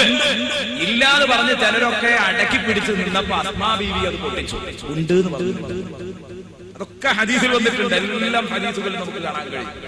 നബി സല്ലല്ലാഹു അലൈഹി വസല്ലമ തങ്ങൾ പറഞ്ഞു, ഇന്ന മിൻ ശർരിൻ നാസി ഇൻദല്ലാഹി യൗമൽ ഖിയാമ മൻസിലതൻ യൗമൽ ഖിയാമ. ജനങ്ങളുടെ കൂട്ടത്തിൽ അന്ത്യനാളിലെ ഏറ്റവും മോശപ്പെട്ട ആളുകൾ ആരാണെന്നറിയോ? ഏറ്റവും മോശപ്പെട്ടവൻ അർറജുല, ഒരു മനുഷ്യനാണ്. ഇന്ന മിൻ ശർരിൻ നാസ്, ജനങ്ങളുടെ കൂട്ടത്തിൽ ഏറ്റവും മോശപ്പെട്ടവനാണ് മൻസിലതൻ യൗമൽ ഖിയാമ. ഖിയാമത്ത് നാളിൽ സ്ഥാനത്താൽ ഏറ്റവും മോശപ്പെട്ടവൻ ആരാണെന്നറിയോ? അർറജുല, ഒരു മനുഷ്യൻ. ആ മോശപ്പെട്ടവരുടെ കൂട്ടത്തിൽപ്പെട്ടയാളാണ്. അവൻ തലേന്നു രാത്രി അവന്റെ ഭാര്യയിലേക്ക് ചെല്ലും, ആ ഭാര്യയിലേക്ക് ചെന്നുകൂടും. അവൻ ഇവളിലേക്ക്, അവൾ ഇവനിലേക്ക് വന്നുകൂടും. അങ്ങനെ രണ്ടുപേരും സന്തോഷപൂർവ്വം ബന്ധപ്പെട്ടു. പിന്നെ അതിലൊരാൾ പരത്തും, ഒരാൾ വ്യാപിപ്പിക്കും. സിർറ സാഹിബി, തന്റെ കൂട്ടുകാരന്റെ രഹസ്യം പുറത്തുവിടും, അത് പ്രചരിപ്പിക്കും. ഇവനാണ് ഏറ്റവും മോശം.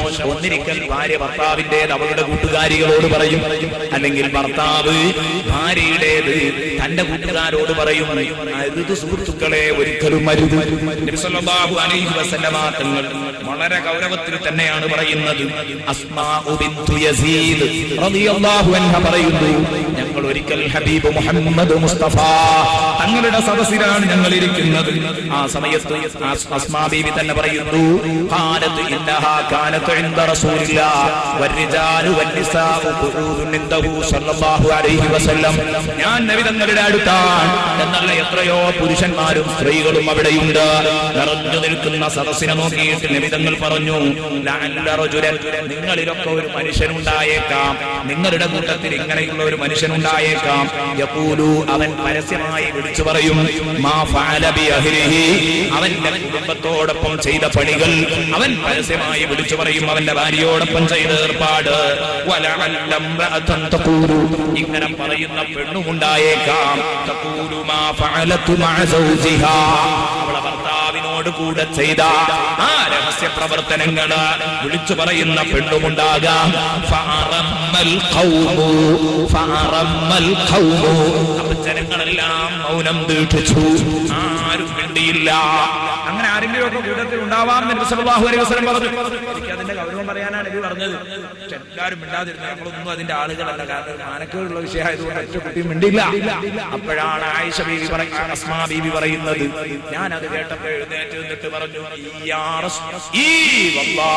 റസൂലല്ലാഹ്, അതേ നബിയേ, ഈ എന്ന് പറഞ്ഞാൽ അതെ, വല്ലാഹി അല്ലാഹു ആണ് സത്യം, യാ റസൂലല്ലാഹ്, നബിയേ ഉണ്ട്, ഇന്നഹും ലയഫ്അലൂൻ വ ഇന്നഹുന്ന ലയഫ്അൽന, ആണുങ്ങളും അത് ചെയ്യുന്നുണ്ട്, ഞങ്ങളുടെ കൂട്ടത്തിലെ പെണ്ണുങ്ങളും അത് ചെയ്യുന്നുണ്ട്. ആരും മൗനം അടക്കി പിടിച്ചത് കൊണ്ട് കാര്യമില്ല, സംഗതി നടക്കുന്നുണ്ട്, അതിന് വല്ല ഗൗരവവും ഉണ്ടോ നബിയേ? നബിതങ്ങൾ പറഞ്ഞു, എന്നാൽ നബിതങ്ങൾ പറഞ്ഞു, ഫലാ തഫ്അലൂ, ഇനി മേലാൽ അത് ചെയ്തു പോകരുത്.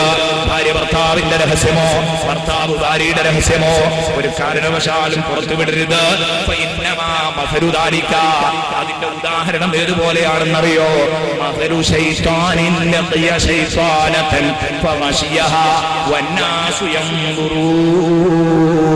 സയ്യിദുനാ വഹബീബുനാ ത്വാഹ മുഹമ്മദുർ റസൂലുള്ളാഹി. നമ്മൾ പറഞ്ഞത് ഏതുപോലെയെന്നറിയോ? മസലു ശൈത്താനി, പിശാചിനെ പോലെയാണ്.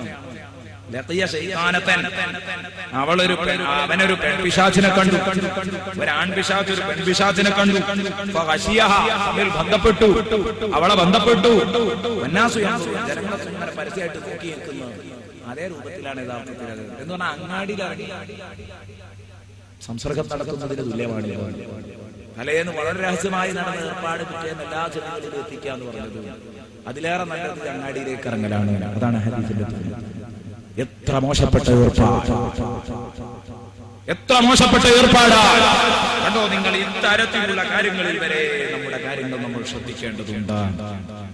എല്ലാ മാർഗങ്ങളിലും എന്റെ കൂട്ടുകാർ ശ്രദ്ധിക്കണം. പ്രത്യേകിച്ച് സഹോദരിമാരോട് ഞാൻ ഗൗരവത്തിൽ ഈ വിഷയം ഉണർത്താൻ പോകുന്നു. നിങ്ങൾക്കൊക്കെ പലപ്പോഴും പറ്റുന്ന അവസ്ഥ, രഹസ്യം സൂക്ഷിക്കാൻ കഴിയാത്ത ഒരവസ്ഥ പെണ്ണിനും ആണിനും ഒക്കെ പലർക്കും.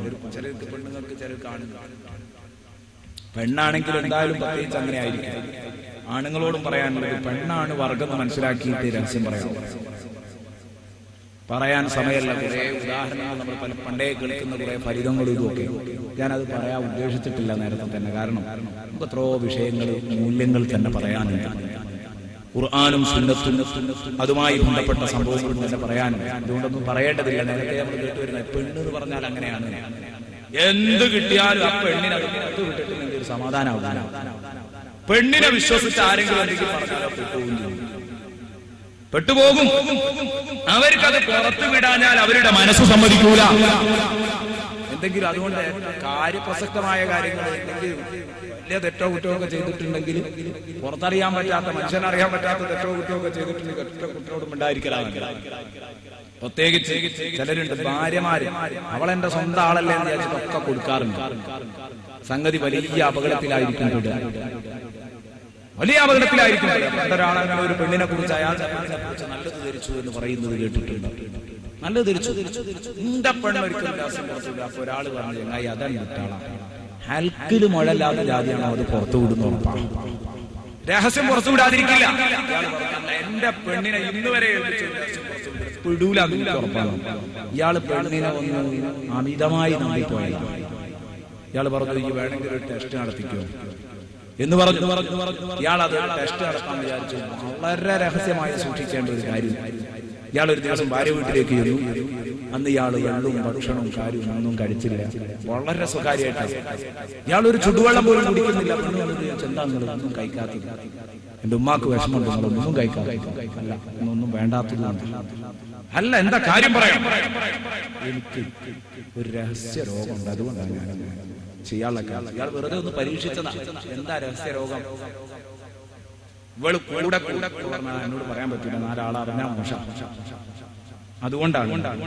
വളരെ മാനം കെട്ട ഒരു കഥ കേട്ടതോ വായിച്ചതോ ഓർമ്മയിലേക്ക് വരും.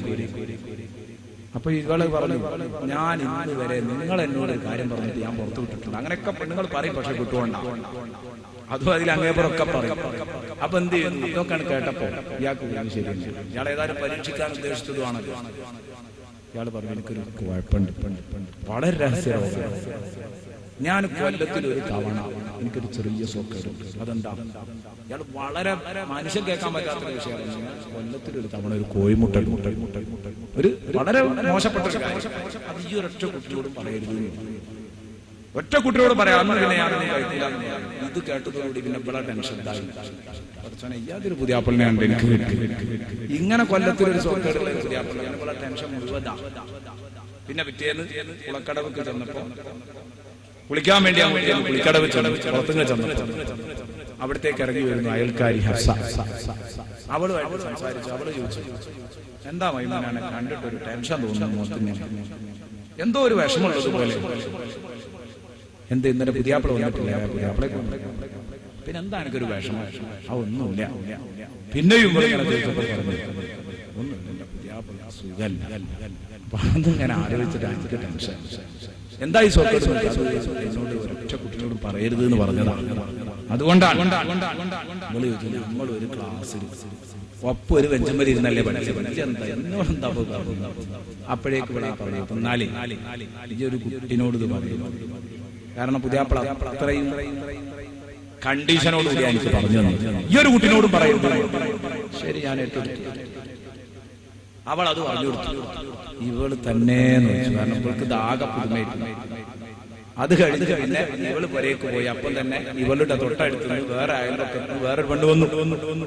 ഇവള് ചോദിച്ചു, അല്ല മൈമൂനത്തിൽ ഇവിടെ തോന്നുന്ന കുസൂസ് പറഞ്ഞു കേട്ടല്ലോ, എന്തേനി അത് എന്തോ ഒരു രഹസ്യം അടക്കി പിടിച്ച് പറഞ്ഞു. അത് എന്നോട് ആരോടും പറയരുത് എന്ന് പറഞ്ഞു. പക്ഷെ അങ്ങനെ പറയാൻ പറ്റില്ല. അപ്പൊ ഇവളും ഇതേ സ്വഭാവത്തിൽ തന്നെ നമ്മളൊരു ബെഞ്ച്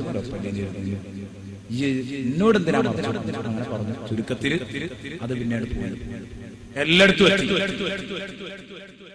പരീക്ഷണം വിജയിച്ചിട്ടുണ്ടോ എന്ന് അറിയാൻ വേണ്ടി പെണ്ണ് രഹസ്യം മറച്ചു വെക്കുമല്ലേ? ഇയാള് ഉറച്ച ഉറപ്പിലാണല്ലോ പെണ്ണ് എന്തായാലും രഹസ്യം മറച്ചു വെക്കും എന്ന ഒരുറപ്പിലാണ് ഇയാളുള്ളത്. ആ ഒരു ഗൗരവത്തിൽ തന്നെയാണ് യഥാർത്ഥത്തിൽ ഇയാള് ഉറപ്പിച്ച് വിശ്വസിച്ചിരിക്കുന്നത്. അങ്ങനെ വീട്ടിൽ നാട്ടിൽ വന്ന ബസ് ഇറങ്ങിയപ്പോ സ്കൂളിന്റെ മുറ്റത്താ ബസ് ഇറങ്ങിയപ്പോ കുട്ടികളൊക്കെ പറഞ്ഞു, നോക്കിയടാ മുട്ടട്ടണ കാക്കയാണ് ആ പോകുന്നത്. അപ്പോഴേ ഇയാൾ പഠിച്ചോനെ ഈ ഒരു കുട്ടി അറിയില്ലാന്ന് ഞാൻ വിചാരിച്ച രഹസ്യം എങ്ങനെ പാറിപ്പോയി. കാരണം കുട്ടികളുടെ അടുത്തൊക്കെ എത്തിപ്പോയി, വാർത്ത ആകെ പരന്നുപോയി. അപ്പൊ അതുകൊണ്ടാണ് ഞാൻ പറഞ്ഞത്, പെണ്ണുങ്ങൾ രഹസ്യം സൂക്ഷിക്കാൻ കഴിയാത്തവരാണ്. അതുകൊണ്ട് ഒരു കാരണവശാലും മർമ്മമേറിയ കാര്യങ്ങൾ ഒരിക്കലും പെണ്ണിനോട് പറയരുത്. ചിലപ്പോൾ ഏതോ സാഹചര്യത്തിൽ നിങ്ങൾ വളരെ ഗൗരവമുള്ള വിഷയങ്ങളിൽ നിങ്ങൾ പെട്ടുപോയിട്ടുണ്ടാകാം. ഒരു കാരണവശാലും പറയാൻ പാടില്ല. കാരണം അത് സൂക്ഷിക്കാൻ വളരെ പ്രയാസമാണ്. അതുകൊണ്ട് സഹോദരിമാരോട് ഞാൻ പറയുന്നു, രഹസ്യം സൂക്ഷിക്കേണ്ടത്, ഭർത്താവിന്റെ രഹസ്യം സൂക്ഷിക്കേണ്ടത് നിങ്ങളുടെ കൂടെ ബാധ്യതയാണ്. പറ്റുമെങ്കിൽ നാളെ പറയാനുള്ള വിഷയത്തിൽ നിങ്ങളുടെ ബാധ്യത, കുറച്ച് കടുപ്പുള്ള ബാധ്യത നിങ്ങളെ ബാധ്യത. പറയുമ്പോൾ നമുക്ക് പറ്റിയെങ്കിൽ വിഷയങ്ങളെല്ലാം തുറന്നു പറയാം എന്ന് കൂട്ടുകാരോട് ഉണർത്തുന്നു. ഇനി ഭർത്താക്കന്മാർ ശ്രദ്ധിക്കേണ്ട വളരെ പ്രധാനപ്പെട്ട ഒരൊറ്റ പോയിന്റ് കൂടെ പറഞ്ഞുകൊണ്ട് പ്രസംഗം അവസാനിപ്പിക്കുകയാണ്. ഭക്ഷണവും ഡ്രസ്സും മര്യാദക്ക് നൽകണം. ഇന്നലെ പറഞ്ഞിരുന്നു അതിന്റെ വ്യാഖ്യാനം. പക്ഷേ നബി തങ്ങളുടെ ഹദീസ് അലാ വഹഖുഹുന്ന അലൈക്കും അൻ തുഹ്സിനൂ ഇലൈഹിന്ന ഫീ കിസ്വതിഹിന്ന വതഅമിഹിൻ. അലാ വഹഖുഹുന്ന അലൈക്കും.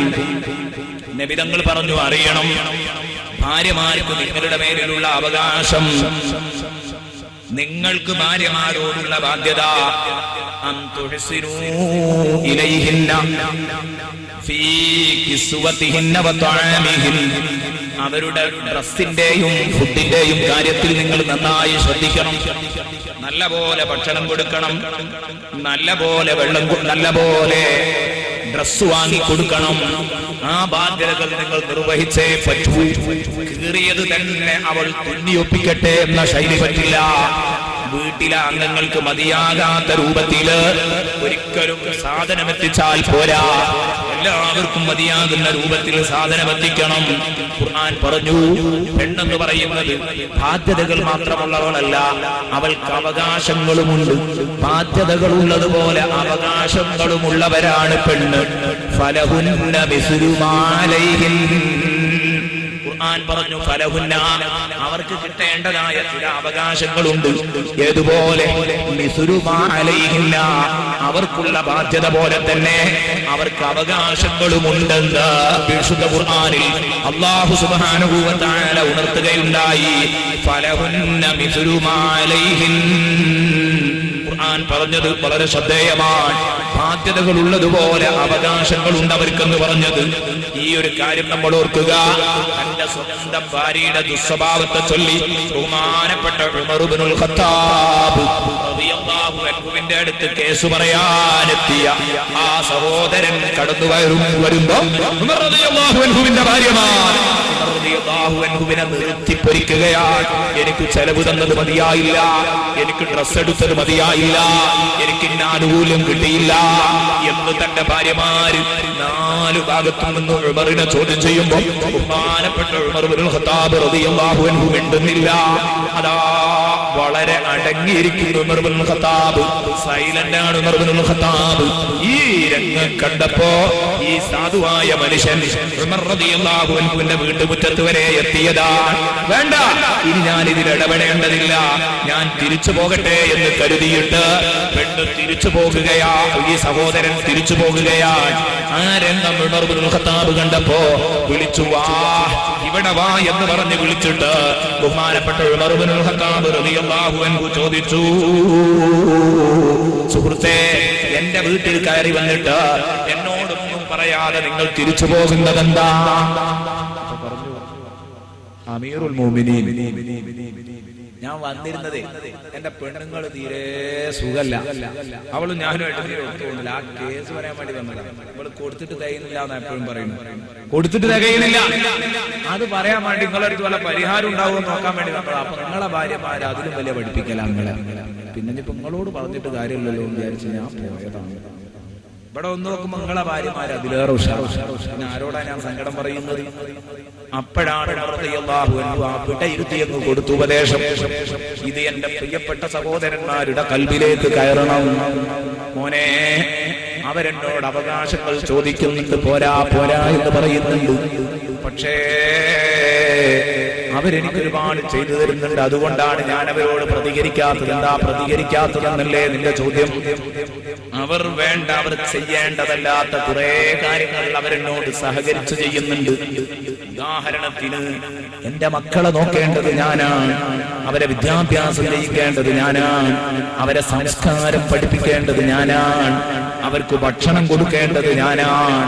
അതുപോലെ അവർക്ക് മുലയൂട്ടേണ്ട ബാധ്യത ഭാര്യ വാശി പിടിച്ചാൽ അത് എന്റെ തലയിലാകും.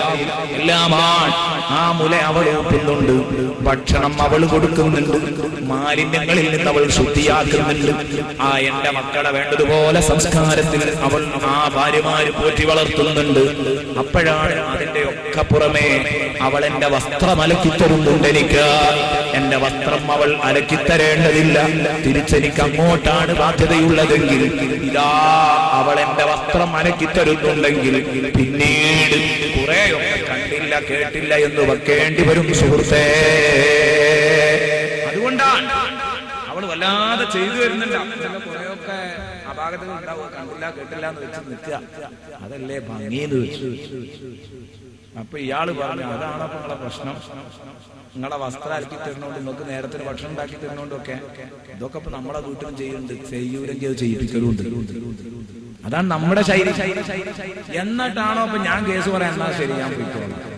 ഇങ്ങനെ ആയാൽ കുറെ വിഴുങ്ങേണ്ടി വരുന്നാണോ നിങ്ങൾ പറയുന്ന ഉദ്ദേശം? കോപം വിഴുങ്ങേണ്ടി വരും. കാരണം അവർ ചെയ്യുന്ന കഷ്ടപ്പാടുകളെ കുറിച്ച് ഓർത്താൽ ശരിക്കും അത് ബോധ്യപ്പെടും നമുക്ക്. ഇത് ചിന്തിക്കുക. ഇനി ഭർത്താക്കന്മാര് പാലിക്കേണ്ട ഒരു പ്രധാനപ്പെട്ട കാര്യം അതും കൂടെ അങ്ങ് പ്രതിപാദിച്ചു.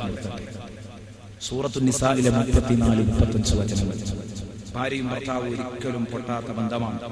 അവർ മര്യാദക്ക് ജീവിക്കേണ്ടവരാണ്. യാതൊരുവിധ ക്ഷീണവും അവരുടെ ജീവിതത്തിൽ വരാൻ പാടില്ല. ശ്രദ്ധിക്കണം. ഭർത്താക്കന്മാര് ഭാര്യമാരുടെ കാര്യം നോക്കണം. നേരത്തെ ഞാൻ ഓതി, അർരിജാലു ഖവ്വാമൂന അലൻ നിസാഇ ബിമാ ഫളലല്ലാഹു ബഅദഹും അലാ ബഅദ്. പുരുഷന്മാർ സ്ത്രീകളുടെ മേലിൽ കൈകാര്യം നടത്തുന്നവരാണ്. വീട്ടുഭരണം പ്രഥമമായി അവരുടെ കയ്യിൽ തന്നെയാണുള്ളത്. ആദ്യമായി അവരുടെ കയ്യിലാണുള്ളത്. ഖവ്വാമൂന അലൻ നിസാ. പെണ്ണാണിനെ ഭരിക്കുകയല്ല, ആണ് പെണ്ണിനെ ഭരിക്കുകയാണ് വേണ്ടത്. കാരണം ബിമാ ഫളലല്ലാഹു ബഅദഹും അലാ ബഅദ്. മനുഷ്യരിൽ ചിലരെക്കാൾ ആദരിച്ചു എന്ന കാരണം കൊണ്ടാണ്. കാരണം ആണിനെ പെണ്ണിനെക്കാൾ അല്ലാഹു ആദരിച്ചിട്ടുണ്ട്. നേരത്തെ ഞാൻ ഒരു ആയത്ത് വന്നപ്പോൾ നിങ്ങളോട് പറഞ്ഞിട്ടുണ്ട്, ആണിനെ പെണ്ണിനെക്കാൾ ആദരിച്ചു എന്നല്ല, പെണ്ണിനെ ആണിനേക്കാളും ആദരിച്ചിട്ടുണ്ട്. പക്ഷേ സ്ത്രീ പുരുഷ സമത്വവാദം അവിടെയൊന്നും വരില്ല. കാരണം സ്ത്രീ പുരുഷനോടൊപ്പം എത്തണമെന്ന് പറയുന്നവർ എന്തുകൊണ്ട് പറയുന്നില്ല? പുരുഷൻ സ്ത്രീയുടെ ഒപ്പം എത്തണമെന്ന് പറയണ്ടേ? ഒന്ന് പ്രസവിച്ചത് നിന്റെ ഭാര്യയാണെങ്കിൽ അടുത്തത് നീ പ്രസവിക്കെത്ര കഷ്ടപ്പാടുണ്ട്. എങ്കിൽ മുല കൊടുത്തത് നിന്റെ ഭാര്യയാണെങ്കിൽ ആ രണ്ടാമത്തെ കുട്ടിയെ നീ ഏറ്റെടുക്കാൻ കഴിയുമെങ്കിൽ ഏറ്റെടുക്ക. അവളെ വൃത്തിയാക്കിയത് നിന്റെ ഒന്നാമത്തെ കുഞ്ഞിനെ വൃത്തിയാക്കിയത് നിന്റെ ഭാര്യയാണെങ്കിൽ അടുത്ത കുഞ്ഞിനെ നിനക്ക് ഏറ്റെടുക്കാൻ കഴിയോ? പെണ്ണ് ചെയ്യേണ്ട പണി പെണ്ണ് ചെയ്യുക, ആണ് ചെയ്യേണ്ട പണി ആണ് ചെയ്യുക. ഞാൻ കഴിഞ്ഞ ദിവസം പ്രസംഗത്തിന്റെ തുടക്കത്തിൽ തന്നെ കുടുംബത്തിന്റെ പ്രസക്തി പറഞ്ഞപ്പോൾ ഞാൻ പറഞ്ഞത്, ഏത് നിങ്ങളിൽ ഒരാൾക്ക് അല്ലാഹു തആല മറ്റൊരാളെക്കാൾ ഔന്നിത്യം നൽകിയതുകൊണ്ട് ഒരാൾ മറ്റൊരാളാവാൻ ആഗ്രഹിക്കരുത്. ആണ് പെണ്ണാവാനോ പെണ്ണ് ആണാവാനോ മോഹിക്കാൻ പാടില്ലെന്ന് പറഞ്ഞിട്ടുണ്ട് എന്നുണർത്തി. എങ്കിൽ ഇവിടെ വ്യക്തമായ അല്ലാഹു പറയുന്നു, പുരുഷന്മാര് സ്ത്രീകളെക്കാൾ ഈ വിഷയത്തിൽ ഉന്നതിയുള്ളവരാണ്, കൈകാര്യം നടത്തേണ്ടതവരാണ്. അവരുടെ കയ്യിലെ ഏതു വരൂ, പൈസ വരൂ, അവരുടെ കയ്യിലെ പണമുണ്ടാകൂ, അവർക്ക് വീട് ഭരിക്കാൻ, അതുപോലെ പുറത്തുനിന്ന് കിട്ടേണ്ട സാധനങ്ങൾ എത്തിക്കാൻ, അതിനൊക്കെ ഉള്ള ധിഷണാശേഷിയുള്ളത് അവർക്കാണ്, ബുദ്ധിശേഷിയുള്ളത് അവർക്കാണ്. അതുകൊണ്ട് അവർക്ക് തന്നെയാണ് മഹത്വം. സമ്പത്തിന് മുടക്കും അവർക്ക്, അവരുടെ സമ്പത്തിൽ നിന്നാ ചെലവഴിക്കുന്നത്. അതുകൊണ്ട് അവർക്ക് പ്രഥമ സ്ഥാനം നൽകണം. അതുകൊണ്ട് ഭർത്താവ് ഭാര്യയെക്കാൾ ഉയർന്നവൻ തന്നെയാണ്.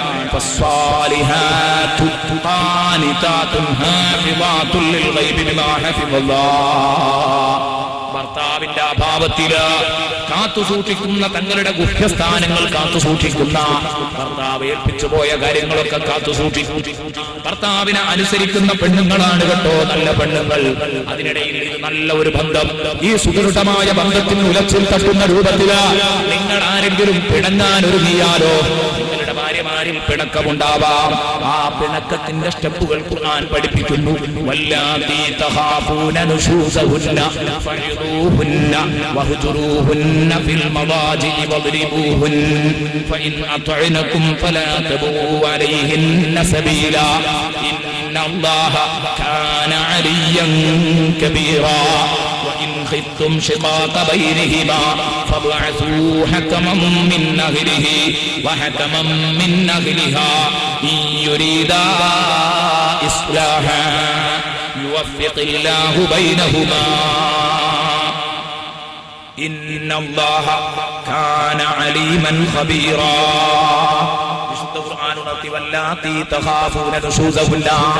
അവർ പിണങ്ങുമെന്ന് നിങ്ങൾ ഭയപ്പെടുന്ന പെണ്ണുങ്ങളുണ്ടല്ലോ, അവരോട് നിങ്ങൾ ഒന്നാമത്തെ സ്റ്റെപ്പ് സതുപദേശമാണ്.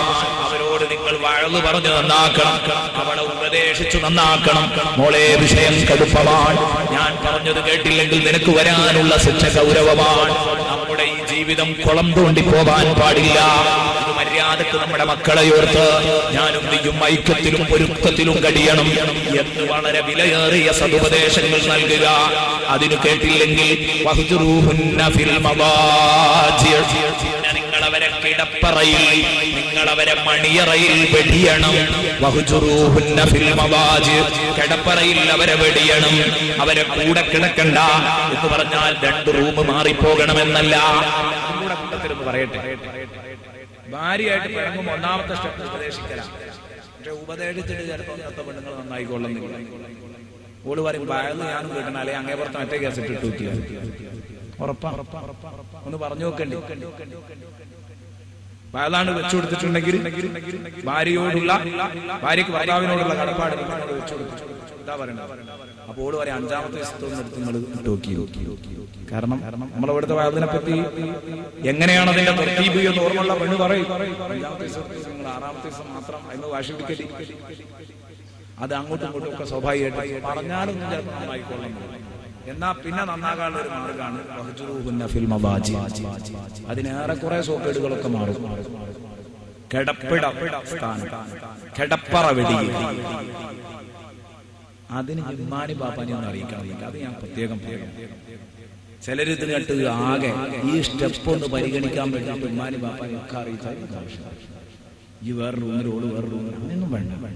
ഒറ്റ റൂമിൽ തന്നെ നേരെ മുഖാമുഖം കിടക്കുന്ന തിരിഞ്ഞിടണം. എത്ര മതി വിസമ്മതം, അത് മാത്രം മതി. എന്നാൽ ഈ വിഷയം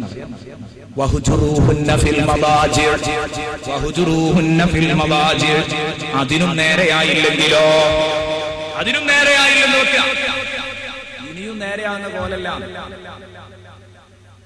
പാപ്പ എന്നും ചോറ് വെച്ചാൽ പള്ളിയാൻ പോവുക. നമുക്ക് അതിനൊരു പുതുമയില്ല. മക്കളെ പാപ്പാക്ക് എന്നും ഈ ബുദ്ധി അള്ളാഹ് നിലനിർത്തി കൊടുക്കട്ടെ എന്നുള്ള ശൈലിയാണ്. എന്നാ പിന്നെന്താ ചെയ്യാ? പിന്നെ ഇത് നന്നാക്കാൻ ഒരു മാർഗം വേണമല്ലോ. അവിടെയാണ് പറയുന്നത് 3ാമത്തെ സ്റ്റെപ്പ് വദരിബൂഹുന്ന. നിങ്ങളവരെ അടിക്കണം.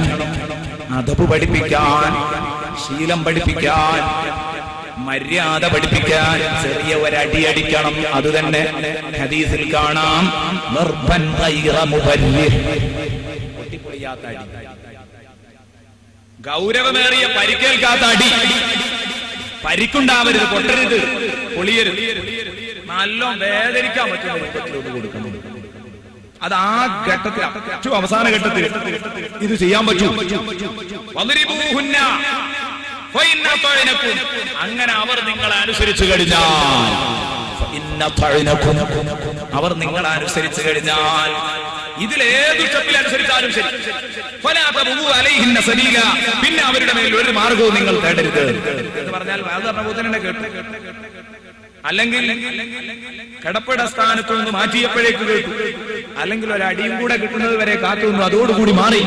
എന്നാൽ ഇനിയും നിങ്ങൾ അവരെ പീഡിപ്പിക്കരുത്. എങ്ങനെ? അതൊന്നും പറഞ്ഞിട്ടാരേ ഈ മുമ്പ് അത് പറഞ്ഞിട്ടില്ലേ? നടക്കൂല. നമ്മൾ ബന്ധം പിരിയല്ല. എങ്ങനെ? ഈ ഒരു അവരുടെ മേൽ എന്തെങ്കിലുമൊക്കെ തിരിപ്പുകൾ ഉണ്ടാക്കാൻ നിങ്ങൾ ശ്രമിക്കരുത്. വേറെ മാർഗങ്ങൾ തേടിപ്പോകരുത്. ഇന്നല്ലാഹ കാന അലിയ്യൻ കബീറാ.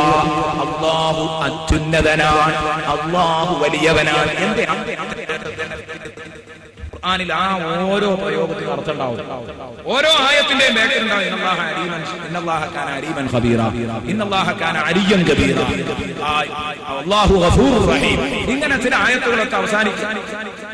കുറെ മുമ്പ് ഓതുന്ന കാലഘട്ടത്തിലൊക്കെ ചെറിയ കുട്ടിയായിരുന്ന കാലത്ത് തഫ്സീർ പഠനം നടത്തുന്നതിന്റെ മുമ്പ് ഈ ആയത്തുകളൊക്കെ ആയത്ത് പൂർത്തിയാക്കാനുള്ള ഒരു സാധനമാണ് ഈ വല്ലാഹു ഗഫൂറുർ റഹീം, ഇന്നല്ലാഹ കാന അലീമൻ ഖബീറ. അങ്ങനെയുള്ള സംഭവം യഥാർത്ഥത്തിൽ ഓരോ സ്ഥലത്തും പറഞ്ഞതിന് അതിന് വലിയ ബന്ധമുണ്ട്. എന്താ ഇവിടെ പറഞ്ഞത്? അല്ലാഹു അത്യുന്നതനും വലിയവനുമാണ്. ശരിയാണ്. പാവം പെണ്ണ് നിങ്ങൾക്ക് വഴിപ്പെട്ടു, നിങ്ങളുടെ തല്ലവൾ കൊണ്ടു, നിങ്ങളുടെ സതുപദേശത്തിന് അവൾ കാതുകൊടുത്തു. എന്നിട്ടും നിങ്ങൾ ഇനിയും തീർപ്പുണ്ടാക്കി അവളെ എങ്ങനെയെങ്കിലും പിരിക്കാനുള്ള ശ്രമത്തിലാണ്. ശരിയാണ് മോനെ, നിനക്ക് കഴിവുണ്ട്, അത് പാവമാണ്. പെണ്ണ് നിന്റെ കീഴിലാണ്, അവൾ പാവമാണ്. അവളെ എങ്ങനെയും നിനക്ക് അടിച്ചമർത്താൻ കഴിയും. പക്ഷേ അക്കളി കളിക്കണ്ട കേട്ടോ. നിന്റെ ഔന്നിത്യം കൊണ്ടാണ്, നീ ആണായതുകൊണ്ടാണ്, നിനക്ക് കഴിവും പ്രതാപവും ഉണ്ടെന്ന് കരുതിയാണെങ്കിൽ കളിക്കണ്ട. ഇന്നല്ലാഹ കാന അലിയ്യൻ കബീറ. അല്ലാഹു നിന്നെക്കാൾ മേലെയാണ്, അല്ലാഹു നിന്നെക്കാൾ വലിയവനാണ്. അവൻ നിന്നെ പിടിക്കും, അവൻ നിന്നെ കൈകാര്യം ചെയ്യും. ഇന്നല്ലാഹ കാന അലിയ്യൻ കബീറാ വഇൻ ഖിഫ്തും ശിഖാക ബൈനഹിമാ. നിങ്ങൾ പരസ്പരം പിന്നെയും നിങ്ങൾ ഭയപ്പെട്ടാൽ, ഭാര്യ ഭർത്താക്കന്മാരുടെ ഇടയിൽ എതിർപ്പ് നിങ്ങൾ ഭയപ്പെട്ടാൽ, എന്നാലും നേരെയാകുന്ന പരിപാടിയില്ല. തച്ചാലും നേരെയാണല്ലോ പെണ്ണ്, നീ എന്താ കാട്ടിയ?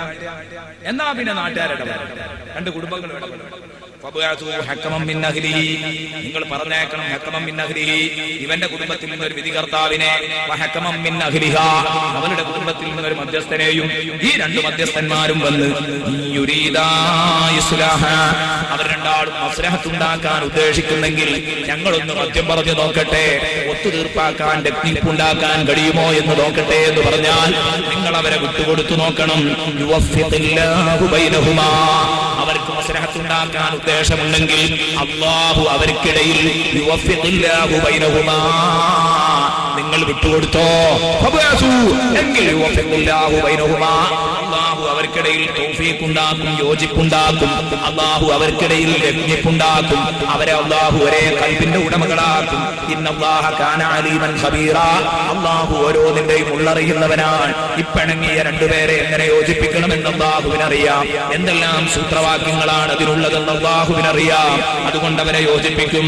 അവർ രണ്ടാമതും കൂട്ടിയോജിപ്പിക്കാൻ കഴിയുന്നവനും അറിയുന്നവനുമാണ് തമ്പുരാൻ. ഇതാണ് ഇങ്ങനെ വന്നുപെട്ടെങ്കിൽ ഇതിന്റെ സ്റ്റെപ്പുകൾ. ഇത്രമാത്രം പറഞ്ഞുകൊണ്ട് പുരുഷന്മാര് കല്യാണത്തിന്റെ ലക്ഷ്യവും കൂടെ നന്നാക്കിയിരിക്കണം. ലക്ഷ്യവും കൂടെ നന്നാക്കിയിരിക്കണം. ആ ലക്ഷ്യം നന്നാക്കുക എന്ന് പറഞ്ഞാൽ എങ്ങനെയാ? പെണ്ണിനെ കല്യാണം കഴിക്കുന്നത് എന്തിനാവരുത്? മുതലിന് വേണ്ടിയാവരുത്. മുതലിന് വേണ്ടിയാവരുത്. പെണ്ണിനെ കല്യാണം കഴിക്കുന്നത് വലിയ ഇസ്സത്ത് പറയാനായിരുന്നു. ഞാൻ അത്തറവാട്ടുന്ന പെണ്ണിട്ടിയെന്ന് പറയാൻ വേണ്ടിയാ. അങ്ങനെ തന്നെ നബി തങ്ങൾ ഒരു ഹദീസിൽ പറയുന്നത് കാണാം. ഖുർആനിൽ ഉദ്ധരിക്കുന്ന ഒരു ഹദീസ്. ആ ഹദീസ് മാത്രം വായിച്ചിട്ട് അർത്ഥമൊക്കെ വിശദീകരിക്കുമ്പോഴേക്ക് സമയം വൈകുന്നു കരുതിയിട്ടാ. 2 മിനിറ്റ് കൊണ്ട് ഹദീസിന്റെ അർത്ഥം വെക്കാൻ കഴിയും. ആരെങ്കിലും ഒരു പെണ്ണിനെ കല്യാണം കഴിച്ചാൽ അവരുടെ പ്രതാപം കരുതി, ഞാൻ അത്തറവാട്ടുന്ന ഞാൻ കല്യാണം കഴിച്ചത് ഇങ്ങനെ ഞെളിഞ്ഞു പറയാനാ കിട്ടിയത്. അവന് ഏതല്ലാതെ ഇല്ലത്തല്ലാതെ അല്ലാഹു അവന് കൂടുതൽ നിന്യതയല്ലാതെ ഒന്നും നൽകില്ല. അവൻ കൂടുതൽ താകെയുള്ളൂ. ആരെങ്കിലും ആ പെണ്ണിനെ കല്യാണം കഴിച്ചതിൽ മാലിഹ, അവരുടെ സ്വത്ത് പ്രതീക്ഷിച്ചാണെങ്കിൽ അല്ലാഹു ദാരിദ്ര്യമല്ലാതെ അവന് വർദ്ധിപ്പിക്കുകയില്ല. സ്വത്തുദ്ദേശിച്ചാൽ 100 കിട്ടുമെന്ന് കരുതിയാ കെട്ടിയത് എങ്കിൽ ദാരിദ്ര്യമേ ഉണ്ടാകൂ.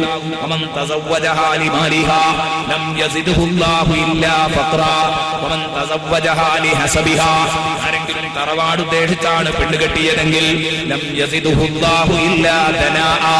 അവന് താഴ്ചയില്ലാതെ അല്ലാഹു കൊടുക്കില്ല. ആരെങ്കിലും പെണ്ണ് കെട്ടിയത് അതുകൊണ്ട് അവൻ ഉദ്ദേശിച്ചിട്ടില്ല. ഞാനിനി ഒരു അന്യ പെണ്ണിന്റെ മുഖത്തേക്ക് നോക്കരുത്. എന്റെ ഗുഹ്യസ്ഥാനം കാത്തു സൂക്ഷിക്കണം. എനിക്ക് കുട്ടികളും മക്കളും ഒക്കെയായി നല്ലൊരു കുടുംബബന്ധം നയിക്കണം. ഇതൊക്കെയാണ് ഇവന്റെ ഉദ്ദേശമെങ്കിൽ കല്യാണം കഴിച്ചപ്പോ അതാണ് യഥാർത്ഥ ഉദ്ദേശ ലക്ഷ്യം. ഇതാണോ ഉദ്ദേശം? ബാറക്കല്ലാഹു ലഹു ഫീഹാ വലഹാ ബാറക്കല്ലാഹു ലഹു ഫീഹാ, അല്ലാഹു അവൻ അവളിൽ ബറക്കത്ത് കൊടുക്കും. വബാറക ലഹാ ഫീഹി, അവൾക്ക് അവനിലും ബറക്കത്ത് ചെയ്തു കൊടുക്കും. ആ പുതിയ പിളയില്, ആ മാരനിൽ, ആ പുതുമാ ആ മാരനിൽ, ആ സഹോദരിക്കും, ആ സഹോദരിയിൽ, ആ സഹോദരനും അല്ലാഹു ബറക്കത്ത് നൽകുമെന്ന് സയ്യിദുനാ വഹബീബുനാ മുഹമ്മദുർ റസൂലുള്ളാഹി സ്വല്ലല്ലാഹു അലൈഹി വസല്ലം തങ്ങൾ നമ്മെ പഠിപ്പിക്കുകയാണ്. എന്റെ പ്രിയപ്പെട്ട കൂട്ടുകാരെ, തൽക്കാലം അവസാനിപ്പിക്കുന്നു. ഇൻഷാ അല്ലാഹ് ദുആ ചെയ്ത് പിരിയാം. 10 മണിക്ക് തുടങ്ങണം, 12 മണിക്ക് അവസാനിപ്പിക്കണം. ഇത് രണ്ടും കറക്റ്റായിരിക്കണം എന്നതുകൊണ്ട് ഇൻഷാ അല്ലാഹ് വേഗം അവസാനിപ്പിക്കുന്നു. നാളെ 10 മണിക്ക് തന്നെ തുടങ്ങാൻ നോക്കാം. നിങ്ങളും കൂടെ അൽഹംദുലില്ലാഹ് ആളുകളൊക്കെ കുറെ എത്തുന്നുണ്ട്. എന്നാലും കുറെ ആളുകളാണ് തുടങ്ങിയൊരു 10 മിനിറ്റ് കഴിയണം തോന്നുന്നു എത്താൻ. അപ്പൊ അതൊക്കെ നമ്മൾ മാറ്റിയിട്ട് നേരത്തെ തന്നെ സദസ്സിൽ വന്നിരിക്കാം. നാളെ ചർച്ച ചെയ്യാം. ഭാര്യ ഭർത്താവിനോട് ഇങ്ങോട്ട് ഇപ്പൊ ഇന്നൊക്കെ പെണ്ണുങ്ങൾക്ക് നല്ല തൃപ്തിയായിട്ട് വിഷയങ്ങൾ ഇങ്ങനെ പറഞ്ഞപ്പോഴേ നല്ല തൃപ്തിയായിട്ടുണ്ടാവും. കുറച്ചും കൂടി പറഞ്ഞോളൂ, ഞാൻ അരമണിക്കൂർ നീട്ടിയാലും കുഴപ്പമില്ല എന്നുള്ളതായിരിക്കും. അതുകൊണ്ട് ഇൻഷാ അല്ലാഹ് നാളെ നിങ്ങൾ വേഗം നിർത്താൻ പറയും. കാരണം അത്രയും ഗൗരവമുള്ള കാര്യങ്ങളാണ് നാളെ ചർച്ച ചെയ്യാൻ പോകുന്നത്. നേരത്തെ എത്തുക എന്നെല്ലാവരും ഉണർത്തുകയാണ്. ദുആ ചെയ്തിട്ടേ പിരിയാവൂ. സുഹൃത്തുക്കളെ, സമയം വൈകുമ്പോൾ ചോദ്യത്തിന്റെ നീണ്ട പട്ടിക നമുക്ക് വിഷമമാകുന്നു. അതുകൊണ്ട് ഉസ്താദ് പറഞ്ഞത് അവസാനം ഒരു ദിവസം അരമണിക്കൂർ എല്ലാ ചോദ്യങ്ങൾക്കും ഉത്തരം പറയാമെന്നാണ്. ഇന്ന് മൊത്തം അതിനെപ്പറ്റി ഉത്തരം പറയണമെന്നുള്ള ചോദ്യങ്ങളൊക്കെ ഓർഡറാക്കി വെച്ചപ്പോൾ സമയം ഇത് പലർക്കും ഇങ്ങനെ നഷ്ടപ്പെടുന്നു എന്നൊരു വേദന ഉള്ളതുകൊണ്ട് ഒരൊറ്റ ചോദ്യം മാത്രം വായിക്കുന്നു. ഇനി ഇൻഷാ അല്ലാഹ് മൊത്തം അവസാന ദിവസം ഒറ്റ മറുപടിയും പറയും. അതിൽ നിന്ന് എല്ലാം അന്ന് പരാമർശിക്കുകയും ചെയ്യാൻ നിങ്ങൾ തന്ന ഒറ്റ ചോദ്യവും വീണു പോകാതെ ഇവിടെ സൂക്ഷിക്കും. അവസാന ദിവസം അതിന്റെ മറുപടി പറയുമെന്ന് ഓർത്തുന്നു. ഉളു ഉണ്ടായിരിക്കെ ഒരാളുടെ കൈ മുറിയുക, ആ ഉളു ഉണ്ടായിരിക്കെ ആ മുറിവ് കെട്ടേണ്ടി വന്നാൽ തയമ്മം ചെയ്യും. അവൻ ആ നിസ്കാരം മടക്കി നിസ്കരിക്കേണ്ടതുണ്ടോ? തയമ്മത്തിന്റെ അവയവത്തിൽ അഥവാ മുഖത്തും കയ്യിലും ആകുമ്പോൾ, മുഖത്തും കയ്യുമ്മലും ആകുമ്പോൾ, അതിന്റെ മുട്ടിന്റെ ഇടയിലുള്ള തയമ്മത്തിന്റെ അവയവത്തിലാകുമ്പോൾ ഉദോടുകൂടി കെട്ടിയാലും കെട്ടുണ്ടെങ്കിൽ, അല്ലാത്തിടത്താണ് ഉദോടുകൂടെ കെട്ടിയാൽ രക്ഷപ്പെടുക. തയമ്മത്തിന്റെ അവയവത്തിലാകുമ്പോൾ ഉദു ഉണ്ടെങ്കിലും മടക്കി നിസ്കരിക്കേണ്ടി വരുമെന്നതാണ്. പിന്നെ മറ്റൊന്ന്, ഹൈദ് രക്തം നിരച്ചാൽ അവർക്ക് രാത്രി നിയ്യത്ത് വെച്ച് പകലോ ഉച്ചക്കോ ഉച്ചന്റെ ശേഷമോ കുളിച്ചാൽ ആ നോമ്പ് അവൾക്ക് കിട്ടുമോ? നോമ്പ് കിട്ടും, പക്ഷെ ഒരു കാര്യം പറയാനുണ്ട്, സുബഹി നിസ്കാരം കളായി പോയി. അത് ശ്രദ്ധിക്കേണ്ടതാണ്. എന്ന് പറഞ്ഞാൽ രാത്രി രക്തം നിലച്ചു, ആ പെണ്ണിന് നിയ്യത്ത് ചെയ്യാൻ കുളിക്കേണ്ടതില്ല. നിയ്യത്ത് ചെയ്യാൻ കുളിക്കാതെ തന്നെ നിയ്യത്ത് ചെയ്യാം, നോമ്പിൽ പ്രവേശിക്കുകയും ചെയ്യാം. പക്ഷേ ഇവിടെ കുറെ നോമ്പ് ഇവിടെ നിസ്കാരം പോകുന്നുണ്ട്. ഈ പറഞ്ഞത് ഞാൻ കഴിഞ്ഞ ദിവസത്തിൽ എവിടെ പരാമർശിച്ചിട്ടുണ്ടോ എന്ന് എനിക്ക് തോന്നുന്നുണ്ട്. അതായത് ഉച്ചന്റെ കുളിയിൽ ജനാപത്ത് കുളിയും കൂടെ കൂട്ടി കുളിക്കുന്ന കുറെ ആളുകളുണ്ടാവും. അതേ രൂപത്തിൽ രാത്രി മുറിഞ്ഞ ഹൈദ് രക്തം കൊണ്ട് പിറ്റേന്ന് വൈകുന്നേരം വരെ അങ്ങനെ നിൽക്കാൻ പറ്റും. വേഗം എന്ത് ചെയ്യണം? അന്നത്തെ സുബഹി നിങ്ങൾക്ക് കുളിച്ച് ആ സുബഹി നിങ്ങൾ നിസ്കരിക്കേണ്ടതുണ്ട്. അപ്പൊ ഈ നിസ്കാരം വെറുതെ നഷ്ടപ്പെടുത്തുന്ന ഒരവസ്ഥ ഉണ്ടാക്കരുത്. നോമ്പിന് കുഴപ്പമൊന്നുമില്ല. അങ്ങനെ സംഭവിച്ചിട്ടുണ്ടെങ്കിൽ നോമ്പ് ശരിയാവും. മുസ്ലിമായ ഒരു സ്ത്രീ അമുസ്ലിമായ സ്ത്രീയെ തൊട്ടാൽ ഉദു മുറിയുമോ? ഒരിക്കലും മുറിയൂല. ഇതൊക്കെ എവിടുന്നോ വരുന്ന അന്ധവിശ്വാസങ്ങളാണ്. ഉദു ഇല്ലാതെ മറ്റു സാധനങ്ങളുടെ കൂട്ടത്തിൽ മുസഹഫ് ചുമക്കാൻ പറ്റുമോ? മറ്റു സാധനങ്ങളുടെ കൂട്ടത്തിൽ തൊടാത്ത രൂപത്തിൽ മുസഹഫ് വഹിക്കാം എന്ന് മഹാന്മാരായ പണ്ഡിതന്മാർ രേഖപ്പെടുത്തിയിട്ടുണ്ട്. ഇത് ഒറ്റൊന്നിനും മറുപടി പറഞ്ഞാൽ ഇനിയും ബാക്കിയുള്ളതൊക്കെ ഉണ്ട്. ഇത് പറയുമ്പോഴേക്കും ഇനിയും വൈകുകയാണ്. അതുകൊണ്ട് കുറച്ച് ആളുകൾ ദുആ ചെയ്യാൻ പറഞ്ഞിട്ടുണ്ട്. അത് പറഞ്ഞ് പെട്ടെന്ന് ദുആ ചെയ്ത് ഇനി ഇൻഷാ അല്ലാഹ് ചോദ്യങ്ങൾ നിങ്ങൾ എത്തിക്കുക. അവസാന ദിവസം മൊത്തം ഒരു അരമണിക്കൂർ അതിനെടുത്താലും അവസാന സമയത്ത് ഒരു അരമണിക്കൂർ വൈകിയാലും പേടിക്കാനും അന്ന് ആ അരമണിക്കൂർ കൊണ്ട് എല്ലാത്തിനും മറുപടി പറയുന്നു. اللهم صل وسلم على رسولك سيدنا محمد وعلى آل سيدنا ومولانا محمد. അർഹമുറാഹിമായ തമ്പുരാനെ, നിങ്ങൾ ചെയ്തു പോയ ചെറുതും വലുതും രഹസ്യവും പരസ്യവുമായ തെറ്റുകുറ്റങ്ങൾ നീ പൊറുക്കണേ റഹ്മാനേ. ഞങ്ങളെ നീ കൈയൊഴിക്കല്ലേ റഹ്മാനേ. പുറത്തനെ സാധുക്കളായ ഞങ്ങളെ രണ്ടു ലോകത്തും നീ വിജയികളിൽ ഉൾപ്പെടുത്തണേ റഹ്മാനേ. അർഹമുറാഹിമായ തമ്പുരാനെ, സാധുക്കളായ ഞങ്ങൾ എന്നിലേക്ക് ഉയർത്തിയ കരങ്ങളെ നീ ഖായിബാക്കി മടക്കല്ല റഹ്മാനേ. പ്രതിഫലം നീ സ്വർഗമാക്കണം. ഇതിനുവേണ്ടി ഓടി അഹോരാത്രം ശ്രമിക്കുന്ന എത്രയോ ചെറുപ്പക്കാരുന്നതായി ഇവിടെ നല്ല സുന്നീ പ്രവർത്തകർ നീ അവർക്ക് ആവേശം കൊടുക്കുക. സുഖം തുടങ്ങിയ രോഗങ്ങളെ കൊണ്ട് വിഷമിക്കുന്നുള്ള എന്ത് സുഖപ്പെടുത്താൻ കഴിയുന്ന നീ പഠിച്ചവനെ സുഖപ്പെടുത്തുക. അവരുടെ കുടുംബത്തിൽ സന്തോഷം നൽകുക. ഞങ്ങളുടെ ഭാര്യമാരിൽ ഞങ്ങൾക്ക് സന്തോഷം നൽകണേ റഹ്മാനെ. അവർക്ക് ആരോഗ്യം നൽകണേ റഹ്മാനെ. ഞങ്ങൾക്കും അതുപോലെ ഞങ്ങളിൽ ജീവിച്ചിരിക്കുന്ന മാതാപിതാക്കൾ അവർക്ക് ആരോഗ്യം നൽകണം റഹ്മാനെ.